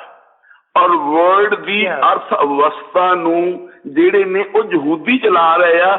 ਉਹੀ ਈਸਾਈ ਕੌਮ ਅੱਜ ਉਹਨਾਂ ਦੇ ਪੈਰਾਂ 'ਚ ਬੈਠੀ ਹੈ। ਰੌਸ ਚੈਲਸ ਵਰਗਿਆਂ ਦਾ $3 ਟ੍ਰਿਲੀਅਨ ਦੇ ਲਗਭਗ ਅਮਰੀਕਾ ਨੇ ਕਰਜ਼ਾ ਦੇਣਾ ਹੈ। ਜਿਵੇਂ ਆਪਣੀ ਰਾਤੀ ਨਿੱਜੀ ਤੌਰ ਤੇ ਗੱਲਬਾਤ ਹੋਈ ਸੀ, ਤੁਸੀਂ ਦੱਸਿਆ ਵੀ 193 ਨੋਬਲ ਪ੍ਰਾਈਜ਼ ਇਹਨਾਂ ਕੋਲ ਆ। ਵਰਲਡ ਦੇ ਅੰਦਰ ਟੋਟਲ 855 ਨੋਬਲ ਪ੍ਰਾਈਜ਼ ਆ। ਅੱਜ ਯਹੂਦੀ ਕੌਮ ਨੂੰ, ਈਸਾਈ ਲੋਕਾਂ ਨੂੰ ਤੇ ਮੁਸਲਮਾਨਾਂ ਨੂੰ ਜਦੋਂ ਦੇਖਣਾ ਪੈਂਦਾ ਤੇ ਮੂੰਹ ਅਸਮਾਨ ਵੱਲ ਨੂੰ ਕਰਨਾ ਪੈਂਦਾ ਕਿ ਕਦੋਂ, ਇੱਥੋਂ ਤੱਕ ਕਿ ਵਰਲਡ ਦੀ ਪੈਟਰੋਲੀਅਮ ਵਿਵਸਥਾ ਤੇ ਕੰਟਰੋਲ ਵੀ ਇਹਨਾਂ ਦਾ ਹੋ ਚੁੱਕਿਆ। ਔਰ ਇਹਨਾਂ ਦੀ ਆਬਾਦੀ ਟੋਟਲ ਕਿੰਨੀ ਆ? 1 ਕਰੋੜ 60 ਲੱਖ। ਆ ਜਦੋਂ ਨੇਪਾਲ ਦੇ ਵਿੱਚ ਭੁਚਾਲ ਆਇਆ ਸੀ, ਇੱਕ ਯਹੂਦੀ ਉੱਥੇ ਸੀ, ਉਹਨਾਂ ਨੇ 4 ਘੰਟੇ ਬਾਅਦ ਆਪਣੇ ਬੰਦੇ ਨੂੰ ਲੱਭ ਲਿਆ ਸੀ ਕਿ ਸਾਡਾ ਯਹੂਦੀ ਸੇਫ ਆ। ਅਸੀਂ ਉਹਨਾਂ ਤੋਂ ਘੱਟ ਸਮਾਂ ਗੁਲਾਮ ਰਹੇ ਹਾਂ। ਅਸੀਂ ਉਹਨਾਂ ਤੋਂ ਕਿਤੇ ਬਹਾਦਰ ਕੌਮ ਸੀ। ਯਹੂਦੀਆਂ ਦਾ ਨਰਸੰਹਾਰ ਚੈਂਬਰਾਂ 'ਚ ਪਾ ਕੇ ਕੀਤਾ ਗਿਆ ਸੀ। ਮੇਰੀ ਕੌਮ ਦੇ ਯੋਧੇ, ਮੇਰੀ ਕੌਮ ਦੇ ਹੀਰੇ ਤੇ ਮੈਦਾਨੇ ਜੰਗ ਦੇ ਅੰਦਰ ਲੜ ਕੇ ਸ਼ਹੀਦ ਹੋਏ ਨੇ, ਦੂਜਿਆਂ ਦੀ ਮਦਦ ਕਰਦੇ ਰਹੇ ਨੇ। ਅੱਜ ਕਿਉਂਕਿ ਯਹੂਦੀਆਂ ਨੇ ਫੈਸਲਾ ਲਿਆ ਸੀ ਅਸੀਂ ਆਪਣੇ ਬੱਚੇ ਪੜ੍ਹਾਉਣੇ ਆ, ਪਰ ਅੱਜ ਸਿੱਖ ਕੌਮ ਨੇ ਇਹ ਫੈਸਲਾ ਨਹੀਂ ਲਿਆ ਕਿ ਅਸੀਂ ਆਪਣੇ ਬੱਚਿਆਂ ਨੂੰ ਪੜ੍ਹਾ ਕੇ ਬਿਊਰੋਕ੍ਰੇਸੀ ਦੇ ਅੰਦਰ ਜਾਂ ਹੋਰ ਬੈਂਕਿੰਗ ਸਿਸਟਮ ਦੇ ਅੰਦਰ ਜਾਂ ਫਿਰ ਪੋਲੀਟੀਕਲ ਫੀਲਡ ਦੇ ਅੰਦਰ ਵੀ ਅਸੀਂ ਕਬਜ਼ਾ ਜਮਾਉਣਾ ਆ। ਅੱਜ ਇਸ ਕਰਕੇ ਤੁਹਾਡੇ ਸਵਾਲ ਦਾ ਜਵਾਬ ਜਿਹੜਾ ਬਣਦਾ ਵੀ ਅਸੀਂ ਕਿਤੇ ਵੀ ਨਹੀਂ ਖੜੇ। ਅਸੀਂ ਸਾਡਾ ਕੋਈ ਵਰਲਡ ਲੈਵਲ ਦੇ ਉੱਤੇ ਇੱਕ ਹੁੰਦਾ ਮਿੰਟੂ, ਜਦੋਂ ਕੋਈ ਗਲਤੀਆਂ ਕਰਦਾ ਨਾ ਅਸੀਂ ਉਹਦੇ ਤੋਂ ਸਬਕ ਲੈਂਦੇ ਹਾਂ। ਕੁਛ ਸਿਆਣੇ ਲੋਕ ਹੁੰਦੇ ਨੇ ਦੂਜਿਆਂ ਦੀਆਂ ਗਲਤੀਆਂ ਤੋਂ ਸਬਕ ਲੈ ਕੇ ਆਪਣਾ ਸੁਧਾਰ ਕਰ ਲੈਂਦੇ ਨੇ, ਪਰ ਅਸੀਂ ਨਾ ਦੂਜਿਆਂ ਦੀਆਂ ਗਲਤੀਆਂ ਤੋਂ ਸਿੱਖਿਆ ਨਾ ਆਪਣੀਆਂ ਗਲਤੀਆਂ ਤੋਂ ਸਿੱਖਿਆ। ਅੱਜ ਪੂਰੀ ਦੀ ਪੂਰੀ ਕੌਮ ਆ ਜਿਹੜੀ ਉਹ ਲੀਡਰਲੈਸ ਆ। ਅੱਜ ਕੌਮ ਦਾ ਕਿਤੇ ਕੋਈ ਆਧਾਰ ਨਹੀਂ ਹੈ। ਅੱਜ ਫੈਸਲੇ ਗਲਤ ਲੈ ਜਾ ਰਹੇ ਨੇ। ਅੱਜ ਸਾਨੂੰ ਇਹ ਨਹੀਂ ਪਤਾ ਸਰਬੱਤ ਖਾਲਸਾ ਕਿਵੇਂ ਬੁਲਾਉਣਾ। ਅੱਜ ਸਾਨੂੰ ਇਹ ਨਹੀਂ ਪਤਾ ਕਿ ਕੌਮ ਦੀ ਅਗਵਾਈ ਕਿਹਨੇ ਕਰਨੀ ਆ। ਅੱਜ ਜਦੋਂ ਕੋਈ ਮਨੁੱਖ ਸਿਧਾਂਤ ਨਾਲ ਨਾ ਜੁੜਿਆ ਹੋਵੇ ਉਦੋਂ ਜਿਹੜੀ ਕੌਮ ਦੇ ਅੰਦਰ ਬਿਖਰਾ ਆਉਂਦਾ। ਅੱਜ ਜਦੋਂ ਤੁਸੀਂ ਇੱਕ ਸ਼ਹਿਰ ਦੇ ਅੰਦਰ ਚਲੇ ਜਾਓ, ਸਾਡਾ ਸਾਰਿਆਂ ਦਾ ਗੁਰੂ ਜਿਹੜਾ ਉਹ ਧੰਨ ਗੁਰੂ ਗ੍ਰੰਥ ਸਾਹਿਬ ਜੀ ਮਹਾਰਾਜ ਨੇ। ਔਰ ਜਦੋਂ ਇੱਕ ਸ਼ਹਿਰ 'ਚ ਜਾਂਦੇ ਹਾਂ, ਇੱਕ ਸ਼ਹਿਰ ਦੇ ਅੰਦਰ ਮੈਂ ਗਿਆ, ਹੁਣ ਲੁਧਿਆਣੇ ਦੇ ਅੰਦਰ ਹੀ ਸਿੱਖਾਂ ਦੀਆਂ 350 ਜਥੇਬੰਦੀਆਂ ਤੋਂ ਜ਼ਿਆਦਾ ਕੰਮ ਕਰਦੀਆਂ ਨੇ। ਇੱਡੀ ਵੱਡੀ ਗਿਣਤੀ, ਗੁਰੂ ਸਾਡਾ ਇੱਕ, ਇੰਨੀਆਂ ਜਥੇਬੰਦੀਆਂ। ਇੱਕ ਜਥੇਬੰਦੀ ਦੀ ਵਿਚਾਰਧਾਰਾ ਦੂਜੇ ਨਾਲ ਨਹੀਂ ਮਿਲਦੀ, ਦੂਜੇ ਦੀ ਤੀਜੇ ਨਾਲ ਨਹੀਂ ਮਿਲਦੀ। ਖੁਦਾ ਨਾ ਖਾਸਤਾ ਜੇ ਕੋਈ ਇੱਕ ਜਥੇਬੰਦੀ ਕੋਈ ਚੰਗਾ ਪ੍ਰੋਗਰਾਮ ਉਲੀਕਦੀ ਹੈ, ਦੂਜੀ ਜਥੇਬੰਦੀ ਉਹਦੀਆਂ ਲੱਤਾਂ ਖਿੱਚਦੀ ਹੈ, ਚਾਹੇ ਪ੍ਰੋਗਰਾਮ ਚੰਗਾ ਹੀ ਹੋਵੇ। ਇਹ ਜਿਹੜਾ ਬਿਖਰਾ ਆ ਇਹ ਕੌਮ ਦੇ ਲਈ ਬੜਾ ਘਾਤਕ ਹੈ ਜੀ ਮਿੰਟੂ। ਜੀ ਮੈਂ ਇਸੇ ਨਾਲ ਹੀ ਜੁੜਿਆ ਇੱਕ ਸਵਾਲ ਪੁੱਛਦਾ ਤੁਹਾਨੂੰ ਜੀ। ਇੱਕ ਤੇ ਮੈਨੂੰ ਇਹ ਦੱਸਿਓ ਜੀ ਖਾਲਸਾ ਜੀ ਕਿ ਨਿਆਂ ਪ੍ਰਣਾਲੀ ਠੀਕ ਹੈ, ਸਰਕਾਰੀ ਮਸ਼ੀਨਰੀ ਵੀ ਬਦਕਾਰੀ ਮਸ਼ੀਨਰੀ ਹੋ ਗਈ, ਲੀਡਰ ਵੀ ਜਿਹੜੀ ਆਪਣੀ ਉਹ ਚਾਲ ਚੱਲ ਗਏ, ਉਹ ਆਪਣੀ ਸੱਤਾ ਸ਼ਕਤੀ ਹਾਸਲ ਕਰਨੀ ਪ੍ਰਭੂ ਸੱਤਾ ਲਈ ਉਹ ਸਿੱਖਾਂ ਦੇ ਸਿਰਾਂ ਨੂੰ ਨਿਲਾਮ ਕਰ ਗਏ। ਪਰ ਜਿਹੜੀ ਨਿਆਂ ਪ੍ਰਣਾਲੀ ਸੀ ਉਹ ਕਿੱਥੇ ਖੜੀ ਰਹੀ? ਉਹਨੇ ਅੱਜ ਤੱਕ ਇਨਸਾਫ ਕਿਉਂ ਨਹੀਂ ਦਿੱਤਾ? ਮੈਂ ਕੱਲ ਇੱਕ ਇੰਟਰਵਿਊ ਕੀਤੀ ਸੀ ਵਿਕਟਮ ਦੀ, ਉਹ ਕਹਿੰਦਾ 1992 ਦੇ ਵਿੱਚ ਮੈਂ ਉਹ ਕੇਸ ਦਰਜ ਕੀਤਾ, ਮੈਂ ASI ਜਿਹੜਾ SHO ਜਿਹਨੇ ਭੀੜ ਨੂੰ ਉਕਸਾਇਆ, ਮੈਂ ਉਹਦੀ ਸ਼ਨਾਖਤ ਵੀ ਕਰ ਦਿੱਤੀ, ਸੱਜਣ ਕੁਮਾਰ ਦਾ ਨਾਂ ਵੀ ਲੈ ਦਿੱਤਾ, ਪਰ 1992 ਤੋਂ ਲੈ ਕੇ ਅੱਜ ਤੱਕ ਕਾਨੂੰਨ ਹੈ ਜਿਹੜਾ ਉਹ ਕਾਨੂੰਨ ਮੰਨਦਾ ਹੀ ਨਹੀਂ, ਮੇਰੀ ਗੱਲ ਮੰਨਦਾ ਹੀ ਨਹੀਂ। ਸੋ ਇੱਕ ਨਿਆਂ ਪ੍ਰਣਾਲੀ ਕਿੱਥੇ ਦੀ ਖੜੀ ਰਹਿ ਗਈ? ਔਰ ਦੂਸਰਾ ਕਿ ਪੰਥਕ ਲੀਡਰ ਜਿਹੜੇ ਸਾਡੇ, ਤੁਸੀਂ ਗੱਲ ਕੀਤੀ ਜਥੇਬੰਦੀਆਂ ਦੀ ਔਰ ਪੰਥਕ ਲੀਡਰਸ਼ਿਪ ਦੀ, ਇਹਨਾਂ ਨੇ ਇਸ ਮਾਮਲੇ ਦੇ ਵਿੱਚ ਕਿੱਥੋਂ ਕੁ ਤੱਕ ਭੂਮਿਕਾ ਨਿਭਾਈ? ਔਰ ਇਹ ਭੂਮਿਕਾ ਜਿਹੜੀ ਸੀ ਉਹ ਕੀ ਭੂਮਿਕਾ ਅਸਰਦਾਇਕ ਸੀ ਜਾਂ ਇਹ ਵੀ ਰਾਜਸੀ ਲੋਭ ਵਾਲੀ ਸੀ? ਜੀ ਮਿੰਟੂ, ਇਹ ਸਵਾਲ ਬੜਾ ਗਹਿਰਾ ਸਵਾਲ ਹੈ, ਔਰ ਮੈਂ ਇਹ ਸਮਝਦਾ ਕਿ ਤੇਰੇ ਵਰਗੇ ਨੌਜਵਾਨ ਅਗਰ ਇੰਨਾ ਡੀਪਲੀ ਸੋਚਦੇ ਨੇ ਜਾਂ ਇਹੋ ਜਿਹਾ ਸਵਾਲ ਸਾਹਮਣੇ ਲਿਆਉਂਦੇ ਨੇ, ਇਹਦਾ ਮਤਲਬ ਹੈ ਆਉਣ ਵਾਲੇ ਭਵਿੱਖ ਦੇ ਵਿੱਚ ਅਸੀਂ ਕੁਝ ਚੰਗਾ ਉਮੀਦ ਕਰ ਸਕਦੇ ਹਾਂ ਜੇ ਕੌਮ ਇਹਨਾਂ ਸਵਾਲਾਂ ਦਾ ਜਵਾਬ ਲੱਭਣ ਲੱਗ ਜੇ। ਇੱਕ ਗੱਲ ਤੇ ਮੈਂ ਕਹਿ ਰਿਹਾ, ਇੱਕ ਅੰਗਰੇਜ਼ੀ ਦੀ ਕਹਾਵਤ ਹੈ, justice delayed is justice denied. ਅਗਰ ਨਿਆਂ ਲੇਟ ਹੋ ਜਾਵੇ ਇਹਦਾ ਮਤਲਬ ਮਨਾ ਕਰ ਦਿੱਤਾ ਗਿਆ। ਹੁਣ ਇੱਕ ਮੈਂ ਖੁੱਲ੍ਹ ਖੁੱਲ੍ਹਾ ਕਹਿਣਾ ਚਾਹੁੰਦਾ, RSS ਦੀ ਮੈਂਬਰਸ਼ਿਪ 5 ਕਰੋੜ ਦੀ ਹੈ, ਪਹਿਲੀ ਗੱਲ। 1680 ਉਹਨਾਂ ਦੇ IAS ਤੇ IPS ਆ, 1960 ਦੇ ਲਗਭਗ ਉਹਨਾਂ ਦੇ ਸੀਨੀਅਰ ਜੱਜਸ ਆ, 372 ਜਥੇਬੰਦੀਆਂ ਲੁੱਕ ਕੇ ਕੰਮ ਕਰਦੀਆਂ ਨੇ, 75 ਜਥੇਬੰਦੀਆਂ ਸਾਹਮਣੇ ਕੰਮ ਕਰਦੀਆਂ ਨੇ ਜਿਨ੍ਹਾਂ ਬਾਰੇ ਪਤਾ ਇਹ RSS ਦੀਆਂ ਨੇ। ਇਹਨਾਂ ਦੀ ਜਿਹੜੀ ਇਨਕਮ ਆ, ਜੇ ਇੱਕ ਮੈਂਬਰ ਇੱਕ ਦਿਨ ਦੇ ਵਿੱਚ 10 ਰੁਪਏ ਦਿੰਦਾ ਤੇ 5 ਕਰੋੜ ਨਾਲ ਗੁਣਾ ਕਰ ਲਓ, 50 ਕਰੋੜ ਹੋ ਗਿਆ। ਪਰ ਇਹੋ ਜਿਹੇ 700 ਮੈਂਬਰ ਨੇ RSS ਦੇ ਜਿਹੜੇ ਸਾਲ ਦੇ ਅੰਦਰ ਕਰੋੜਾਂ ਰੁਪਏ ਫੰਡ ਦਿੰਦੇ ਨੇ। ਹੁਣ ਜਿਹੜੀ ਬਿਊਰੋਕ੍ਰੇਸੀ ਦੀ ਆਪਾਂ ਗੱਲ ਕੀਤੀ ਆ, ਜਦੋਂ 1960 ਜੱਜ ਜਿਹੜੇ ਨੇ ਉਹ ਬੈਠੇ ਨੇ, ਉਹ RSS ਪੱਖੀ ਨੇ ਤੇ RSS ਨੂੰ ਸਭ ਤੋਂ ਵੱਡਾ ਖਤਰਾ ਸਿੱਖਾਂ ਦੇ ਕੋਲੋਂ ਹੈ। ਉਸ ਖਤਰੇ ਦਾ ਕਾਰਨ ਪਤਾ ਕੀ ਹੈ? ਉਸ ਖਤਰੇ ਦਾ ਕਾਰਨ ਗੁਰੂ ਨਾਨਕ ਦੀ ਫਿਲਾਸਫੀ ਹੈ, ਜਿਹੜੀ ਇਹ ਕਹਿੰਦੀ ਹੈ ਜੇ ਜੀਵੈ ਪਤ ਲੱਥੀ ਜਾਏ, ਸਭ ਹਰਾਮ ਜੇਤਾ ਕੁਛ ਖਾਏ, ਪਹਿਲਾ ਮਰਨ ਕਬੂਲ ਜੀਵਨ ਕੀ ਛੱਡ ਆਸ। ਅਸਲ ਦੇ ਵਿੱਚ RSS ਸਿੱਖਾਂ ਨੂੰ ਜਾਨੋਂ ਨਹੀਂ ਮਾਰਨਾ ਚਾਹੁੰਦੀ। RSS ਸਿੱਖਾਂ ਨੂੰ ਸਿਧਾਂਤ ਤੋਂ ਭਟਕਾ ਕੇ ਕੇਸਾਧਾਰੀ ਹਿੰਦੂ ਬਣਾਉਣਾ ਚਾਹੁੰਦੀ ਹੈ। ਹੁਣ ਨਿਆਂ ਪ੍ਰਣਾਲੀ ਤੁਸੀਂ ਗੱਲ ਕੀਤੀ ਹੈ, ਸਰਕਾਰੀ ਮਸ਼ੀਨਰੀ ਬਦਕਾਰੀ ਮਸ਼ੀਨਰੀ ਬਣ ਗਈ ਹੈ, ਔਰ ਇਵੇਂ ਹੀ ਨਿਆਂ ਪ੍ਰਣਾਲੀ ਵੀ ਭਟਕ ਕੇ, ਕਿਉਂਕਿ ਉਹ ਸਾਡੀ ਹੈ ਹੀ ਨਹੀਂ। ਜੇ ਕੋਈ ਜੱਜ ਤੁਹਾਡਾ ਬੈਠਾ ਹੋਏਗਾ, ਤੁਹਾਡੇ ਨਾਲ ਹਮਦਰਦੀ ਕਰੇਗਾ, ਤੁਹਾਡੇ ਮਸਲੇ ਹਮਦਰਦੀ ਨਾਲ ਵਿਚਾਰੇਗਾ, ਸੱਚ ਤੇ ਝੂਠ ਦੇ ਵਿੱਚ ਫਰਕ ਕਰਕੇ ਸੱਚ ਦੇ ਨਾਲ ਕਰੇਗਾ। ਪਰ ਜਿਸ ਬੰਦੇ ਦੇ ਦਿਮਾਗ ਦੇ ਵਿੱਚ, ਜਿਸ ਜੱਜ ਦੇ ਦਿਮਾਗ ਦੇ ਵਿੱਚ ਇੱਕ ਗੱਲ ਪਹਿਲਾਂ ਹੀ ਬੈਠੀ ਹੈ ਵੀ ਸਿੱਖ ਚਾਹੇ ਠੀਕ ਹੋਵੇ ਚਾਹੇ ਗਲਤ ਹੋਵੇ, ਮੈਂ ਫੈਸਲਾ ਇਹਦੇ ਖਿਲਾਫ ਦੇਣਾ ਆ।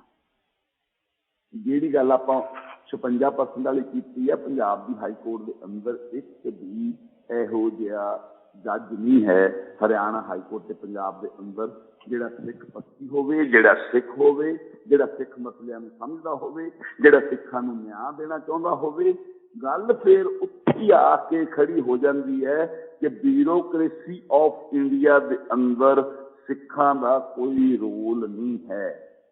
ਸਿੱਖਾਂ ਦੇ ਉੱਤੇ ਮੈਂ ਮਾਫ ਕਰਨਾ, ਇੱਕ ਗੱਲ ਬੜੀ ਦੁੱਖ ਨਾਲ ਕਹਿਣ ਲੱਗਿਆ, ਇਹਦਾ ਰਿਐਕਸ਼ਨ ਵੀ ਆ ਸਕਦਾ, ਪਰ ਅਸੀਂ ਆਪਣੇ ਵਿਆਹਾਂ ਦੇ ਉੱਤੇ ਸ਼ਰਾਬ ਦੇ ਲੰਗਰ, ਮਜਬੂਰ ਕੁੜੀਆਂ ਨੂੰ ਨਚਾਉਣਾ, ਸ਼ਰਾਬ ਦਾ ਲੰਗਰ ਸ਼ਬਦ ਮੈਂ ਤਾਂ ਕਿਹਾ ਕਿ ਇਹ ਲੋਕ ਇਹਨੂੰ ਨੋਰਮਲ ਸਮਝਣ ਲੱਗ ਪਏ। ਲੰਗਰ ਤੇ ਦੋ ਤਰ੍ਹਾਂ ਦਾ, ਇੱਕ ਮਨ ਦਾ ਲੰਗਰ, ਇੱਕ ਤਨ ਦਾ ਲੰਗਰ। ਮਨ ਦਾ ਲੰਗਰ ਗੁਰੂ ਗ੍ਰੰਥ ਸਾਹਿਬ ਆ, ਤੇ ਗੁਰੂ ਗ੍ਰੰਥ ਸਾਹਿਬ ਸਿੱਖਾਂ ਨੂੰ ਚੜ੍ਹਦੀ ਕਲਾ ਵਿੱਚ ਜਾ ਸਕਦਾ। ਇਹ ਜਿਹੜਾ ਸਿਸਟਮ ਆ, ਜਿਹੜਾ ਤੁਸੀਂ ਨਿਆਂ ਪ੍ਰਣਾਲੀ ਦੀ ਗੱਲ ਕੀਤੀ ਆ, ਇਹ ਨਿਆਂ ਨਹੀਂ, ਇਹ ਅਨਿਆਂ ਪ੍ਰਣਾਲੀ ਆ। ਅਨਿਆਂ ਕਰਨ ਲਈ ਸਿੱਖਾਂ ਦੇ ਉੱਤੇ ਥੋਪੀ ਗਈ ਹੈ, ਕਿਉਂਕਿ ਕੋਰਟਾਂ ਦੇ ਅੰਦਰ ਜਾ ਕੇ ਦੇਖ ਲਓ, ਜਿਹੜਾ ਸਿੱਖ ਪੱਖੀ ਹੋਏਗਾ, ਜਿਹੜਾ ਸਿੱਖ ਮਸਲਿਆਂ ਨੂੰ ਸਮਝਦਾ ਹੋਏਗਾ, ਜਿਹੜਾ ਅਸਲ ਦੇ ਵਿੱਚ ਇਨਸਾਨੀਅਤ ਦਾ ਪੁਜਾਰੀ ਹੋਵੇ, ਇੱਕ ਵੀ ਜੱਜ ਨਹੀਂ ਬੈਠਾ, ਕਿਉਂਕਿ ਉਹਨਾਂ ਨੂੰ ਟਰਾਂਸਫਰ ਕਰਨ ਦੇ ਹੱਕ, ਉਹਨਾਂ ਨੂੰ ਅਪੁਆਇੰਟਮੈਂਟ ਕਰਨ ਦੇ ਹੱਕ ਸੈਂਟਰ ਗੌਰਮੈਂਟ ਦੇ ਕੋਲ ਹੈ, ਜਿਹਨੂੰ ਚਲਾਉਣ ਵਾਲਾ ਮੋਹਨ ਭਾਗਵਤ ਆ। ਆ ਜਿਹੜਾ ਪਿੱਛੇ ਜਿਹੇ ਯੋਗਾ ਦਿਵਸ ਮਨਾਇਆ, ਬਹੁਤੇ ਲੋਕਾਂ ਨੂੰ ਸ਼ਾਇਦ ਪਤਾ ਨਹੀਂ ਹੋਣਾ, ਅਸਲ ਦੇ ਵਿੱਚ ਜਿਹੜਾ RSS ਦੀ ਸਥਾਪਨਾ ਕਰਨ ਵਾਲਾ ਬੰਦਾ ਸੀ ਨਾ, ਹੈਡਗਵੇਅਰ, ਜਿਹਨੇ ਭਾਰਤ ਦੀ ਹੁਣ ਜਿਹੜੀ ਗੱਲ ਮੈਂ ਕਹਿ ਰਿਹਾ ਸੀ ਕਿ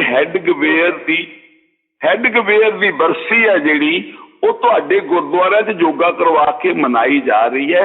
ਕੌਮ ਦੇ ਅੰਦਰ ਅਵੇਅਰਨੈਸ ਦੀ ਕਮੀ ਆ।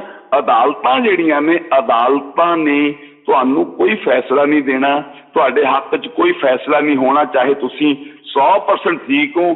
ਕਤਲ ਵੀ ਤੁਹਾਡਾ ਹੋਇਆ, ਫੈਸਲੇ ਵੀ ਤੁਹਾਡੇ ਖਿਲਾਫ ਹੋਏ ਨੇ, ਦਿੱਲੀ ਦੇ ਅੰਦਰ ਮੁਜ਼ਾਹਰੇ ਹੋਏ ਨੇ, ਚਾਹੇ ਇੰਨੇ ਸਬੂਤ 200 ਗਵਾਹੀਆਂ ਸੱਜਣ ਕੁਮਾਰ ਦੇ ਖਿਲਾਫ ਜਾਣ ਦੇ ਬਾਵਜੂਦ ਵੀ ਸਜ਼ਾ ਤੋਂ ਬਚੇ ਹੋਏ ਲੋਕ ਨੇ।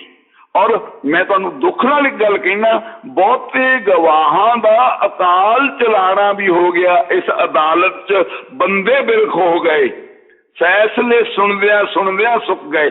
ਆਖੋ ਇਹਨਾਂ ਨੂੰ ਉਜੜੇ ਘਰੀ ਜਾਣ ਹੁਣ, ਇਹ ਕਦੋਂ ਤੱਕ ਇੱਥੇ ਖੜੇ ਰਹਿਣਗੇ?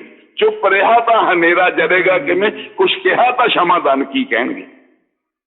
ਇਸ ਲਈ ਅੱਜ ਨਿਆਂ ਪ੍ਰਣਾਲੀ ਵੀ ਉਸੇ ਸਰਕਾਰੀ ਮਸ਼ੀਨਰੀ ਵਾਂਗ ਸਾਡੀ ਨਹੀਂ ਹੈ, ਉਹਦੀਆਂ ਤਾਰਾਂ ਵੀ ਦਿੱਲੀ ਦੀ ਸਰਕਾਰ ਕੋਲੋਂ ਹਿਲਦੀਆਂ ਨੇ ਕਿ ਉਹ ਸਿਸਟਮ ਦੇ ਅੰਦਰ ਫਿੱਟ ਕਰਕੇ ਨਿਆਂ ਪ੍ਰਣਾਲੀ ਵੀ ਉਹਨਾਂ ਲੋਕਾਂ ਨੇ ਆਪਣੇ ਪੱਖੀ ਹੀ ਬਣਾਈ ਹੋਈ ਹੈ। ਇਸ ਕਰਕੇ ਜਿਹੜਾ ਸਿੱਖ ਨਿਆਂ ਪ੍ਰਣਾਲੀ ਤੋਂ ਕੋਈ ਆਸ ਕਰਦਾ, ਇਹਦਾ ਮਤਲਬ ਆ ਉਹ ਅਸਲ 'ਚ ਬੇਵਕੂਫਾਂ ਦੀ ਦੁਨੀਆ 'ਚ ਰਹਿ ਰਿਹਾ। ਕਿਉਂਕਿ ਸਾਡੇ ਲਈ ਇਹ ਜਿਹੜਾ ਮੁਲਕ ਆ, ਜਿਸ ਮੁਲਕ ਦੇ ਮੁਕਤੀਦਾਤਾ ਅਸੀਂ ਹਾਂ, ਇਸ ਮੁਲਕ ਦਾ ਪਹਿਲਾ ਸੁਤੰਤਰਤਾ ਸੈਨਾਨੀ ਧੰਨ ਧੰਨ ਗੁਰੂ ਨਾਨਕ ਸੱਚੇ ਪਾਤਸ਼ਾਹ ਜੀ ਨੇ, ਜਿਨ੍ਹਾਂ ਨੇ ਇਨਕਲਾਬ ਕੀਤਾ। ਔਰ ਪਹਿਲੀ ਵਾਰੀ ਮੇਰੇ ਸਤਿਗੁਰੂ ਗੁਰੂ ਨਾਨਕ ਸੱਚੇ ਪਾਤਸ਼ਾਹ ਜੇਲ੍ਹ 'ਚ ਹੀ ਦਿੱਲੀ ਦੇ ਅੰਦਰ ਬੰਦ ਹੋਏ ਸੀ, ਸਿਕੰਦਰ ਲੋਧੀ ਦੀ ਜੇਲ੍ਹ ਦੇ ਵਿੱਚ। ਉਹ ਮੇਰੇ ਸਿੱਖੋ, ਉਹ ਮੇਰੇ ਵੀਰੋ, ਉਹ ਗੁਰੂ ਗ੍ਰੰਥ ਸਾਹਿਬ ਨੂੰ ਮੰਨਣ ਵਾਲਿਓ ਲੋਕੋ, ਗੁਰੂ ਨਾਨਕ ਸਾਹਿਬ ਵੀ ਪਹਿਲੀ ਵਾਰੀ ਬੰਦ ਹੀ ਦਿੱਲੀ ਸਿਕੰਦਰ ਲੋਧੀ ਦੀ ਜੇਲ੍ਹ ਦੇ ਵਿੱਚ ਹੋਏ ਸੀ। ਇਨਕਲਾਬ ਉਹਨਾਂ ਨੇ ਵੀ ਉੱਥੋਂ ਸ਼ੁਰੂ ਕੀਤਾ ਸੀ। ਅੱਜ ਸੋਚੋ ਬਿਊਰੋਕ੍ਰੇਸੀ ਕਿਵੇਂ ਪੈਦਾ ਕਰਨੀ ਆ, ਪੋਲੀਟੀਸ਼ੀਅਨ ਸੱਚੇ ਸੁੱਚੇ ਕਿਵੇਂ ਪੈਦਾ ਕਰਨੇ ਨੇ। ਤੁਸੀਂ ਨਿਆਂ ਪ੍ਰਣਾਲੀ ਤੋਂ ਆਸ ਕਰਦੇ ਹੋ, ਇਹ ਹੋ ਨਹੀਂ ਸਕਦਾ ਜਦ ਤੱਕ ਤੁਹਾਡੇ ਆਪਣੇ ਜੱਜਸ ਨਾ ਹੋਣ। ਅਗਰ ਤੁਸੀਂ ਅੱਜ ਫੈਸਲਾ ਲੈ ਲਵੋ 5, 7, 10 ਸਾਲ ਦੇ ਅੰਦਰ, ਜਿਵੇਂ ਯਹੂਦੀਆਂ ਨੇ 1945 ਦੇ ਵਿੱਚ ਫੈਸਲਾ ਲਿਆ ਸੀ ਤੇ 1960 ਤੋਂ 80 ਦੇ ਵਿੱਚ ਉਹਨਾਂ ਨੇ ਕੁਛ ਸਾਲਾਂ ਬਾਅਦ ਰਿਜ਼ਲਟ ਪੈਦਾ ਕਰ ਲਿਆ ਸੀ। ਜੇ ਤੁਸੀਂ ਪ੍ਰੋਗਰਾਮ ਸੁਣਦੇ ਹੋ, ਆ ਜਾਓ ਵਿਆਹਾਂ ਦੀਆਂ ਪਾਰਟੀਆਂ 'ਚੋਂ ਬਾਹਰ ਆਈਏ, ਆ ਜਾਓ ਵੱਡੀਆਂ ਵੱਡੀਆਂ ਕੋਠੀਆਂ ਬਣਾਉਣ ਤੋਂ ਬਾਹਰ ਆਈਏ, ਆ ਜਾਓ ਸਾਡਾ ਦਸਵੰਧ ਠੀਕ ਜਗ੍ਹਾ ਤੇ ਲਾਈਏ, ਆ ਜਾਓ ਗਰੀਬ ਸਿੱਖਾਂ ਦੇ ਬੱਚੇ ਜਿਹੜੇ ਇੰਟੈਲੀਜੈਂਟ ਨੇ ਉਹਨਾਂ ਨੂੰ ਪੜ੍ਹਾਈਏ, ਆ ਜਾਓ ਕੌਮ ਨੂੰ ਇਕਜੁੱਟ ਕਰਨ ਦੇ ਲਈ ਆਪਾਂ ਅਭਿਆਨ ਚਲਾਈਏ, ਸਾਡਾ ਤਾਂ ਗੁਜ਼ਾਰਾ ਹੋਣਾ। ਅਦਰਵਾਈਜ਼ ਇਸ ਨਿਆਂ ਪ੍ਰਣਾਲੀ ਨੇ ਮਿੰਟੂ ਸਾਨੂੰ ਕੁਛ ਨਹੀਂ ਦੇਣਾ। ਜਸਟਿਸ ਡਿਲੇ ਹੋ ਚੁੱਕਿਆ, ਇਹਦਾ ਮਤਲਬ ਹੈ ਜਸਟਿਸ ਡਿਨਾਈ ਹੋ ਚੁੱਕਿਆ। ਅਸੀਂ ਐਵੇਂ ਕਿਸੇ ਬਹਿਰੇ ਗੁੰਗੇ ਬੋਲੇ ਬੰਦੇ ਨੂੰ ਸੰਗੀਤ ਸੁਣਾਈ ਜਾਈਏ, ਉਦੋਂ ਤਾਂ ਸੁਣਦਾ ਹੀ ਨਹੀਂ ਹੈ ਤੇ ਕੋਈ ਫਾਇਦਾ ਨਹੀਂ ਹੋਣ ਵਾਲਾ। ਜੀ ਮਿੰਟੂ ਜੀ ਬਿਲਕੁਲ। ਤੇ ਇੱਕ ਸਵਾਲ ਹੈ ਜਿਹੜਾ ਉਹ ਆਪਣਾ ਛੁੱਟਕੇ ਜੀ ਵਿਖੇ ਸੀ ਜਿਹੜਾ ਕਿ ਪੰਥਕ ਲੀਡਰਾਂ ਦੀ ਭੂਮਿਕਾ ਕੀ ਰਹੀ? ਕੀ ਉਹਨਾਂ ਨੇ ਕੋਸ਼ਿਸ਼ ਕੀਤੀ ਤੇ ਜੇ ਕੀਤੀ ਤੇ ਉਹ ਕਿੰਨੀ ਕੁ ਸਿਆਸਤ ਨਾਲ ਲਵਰੇਜ ਸੀ ਤੇ ਕਿੰਨੀ ਕੁ ਸਿਆਸਤ ਰਹਿਤ ਸੀ? ਜਿਹੜੇ ਪੰਥਕ ਲੀਡਰਾਂ ਨੇ ਉਸ ਤੋਂ ਲੈ ਕੇ ਅੱਜ ਤੱਕ ਭੂਮਿਕਾ ਨਿਭਾਈ, ਉਹਨੂੰ ਤੁਸੀਂ ਕਿਸ ਤਰ੍ਹਾਂ ਵਾਚਦੇ ਹੋ? ਮਿੰਟੂ ਇਸ ਸਵਾਲ ਨੂੰ ਮੈਂ ਸ਼ੁਰੂ ਕਰੂੰਗਾ ਜਦੋਂ ਗੋਲਮੇਜ਼ ਕਾਨਫਰੰਸ ਹੋਈ ਸੀ, ਜਦੋਂ ਭਾਰਤ ਆਜ਼ਾਦ ਹੋਇਆ ਸੀ।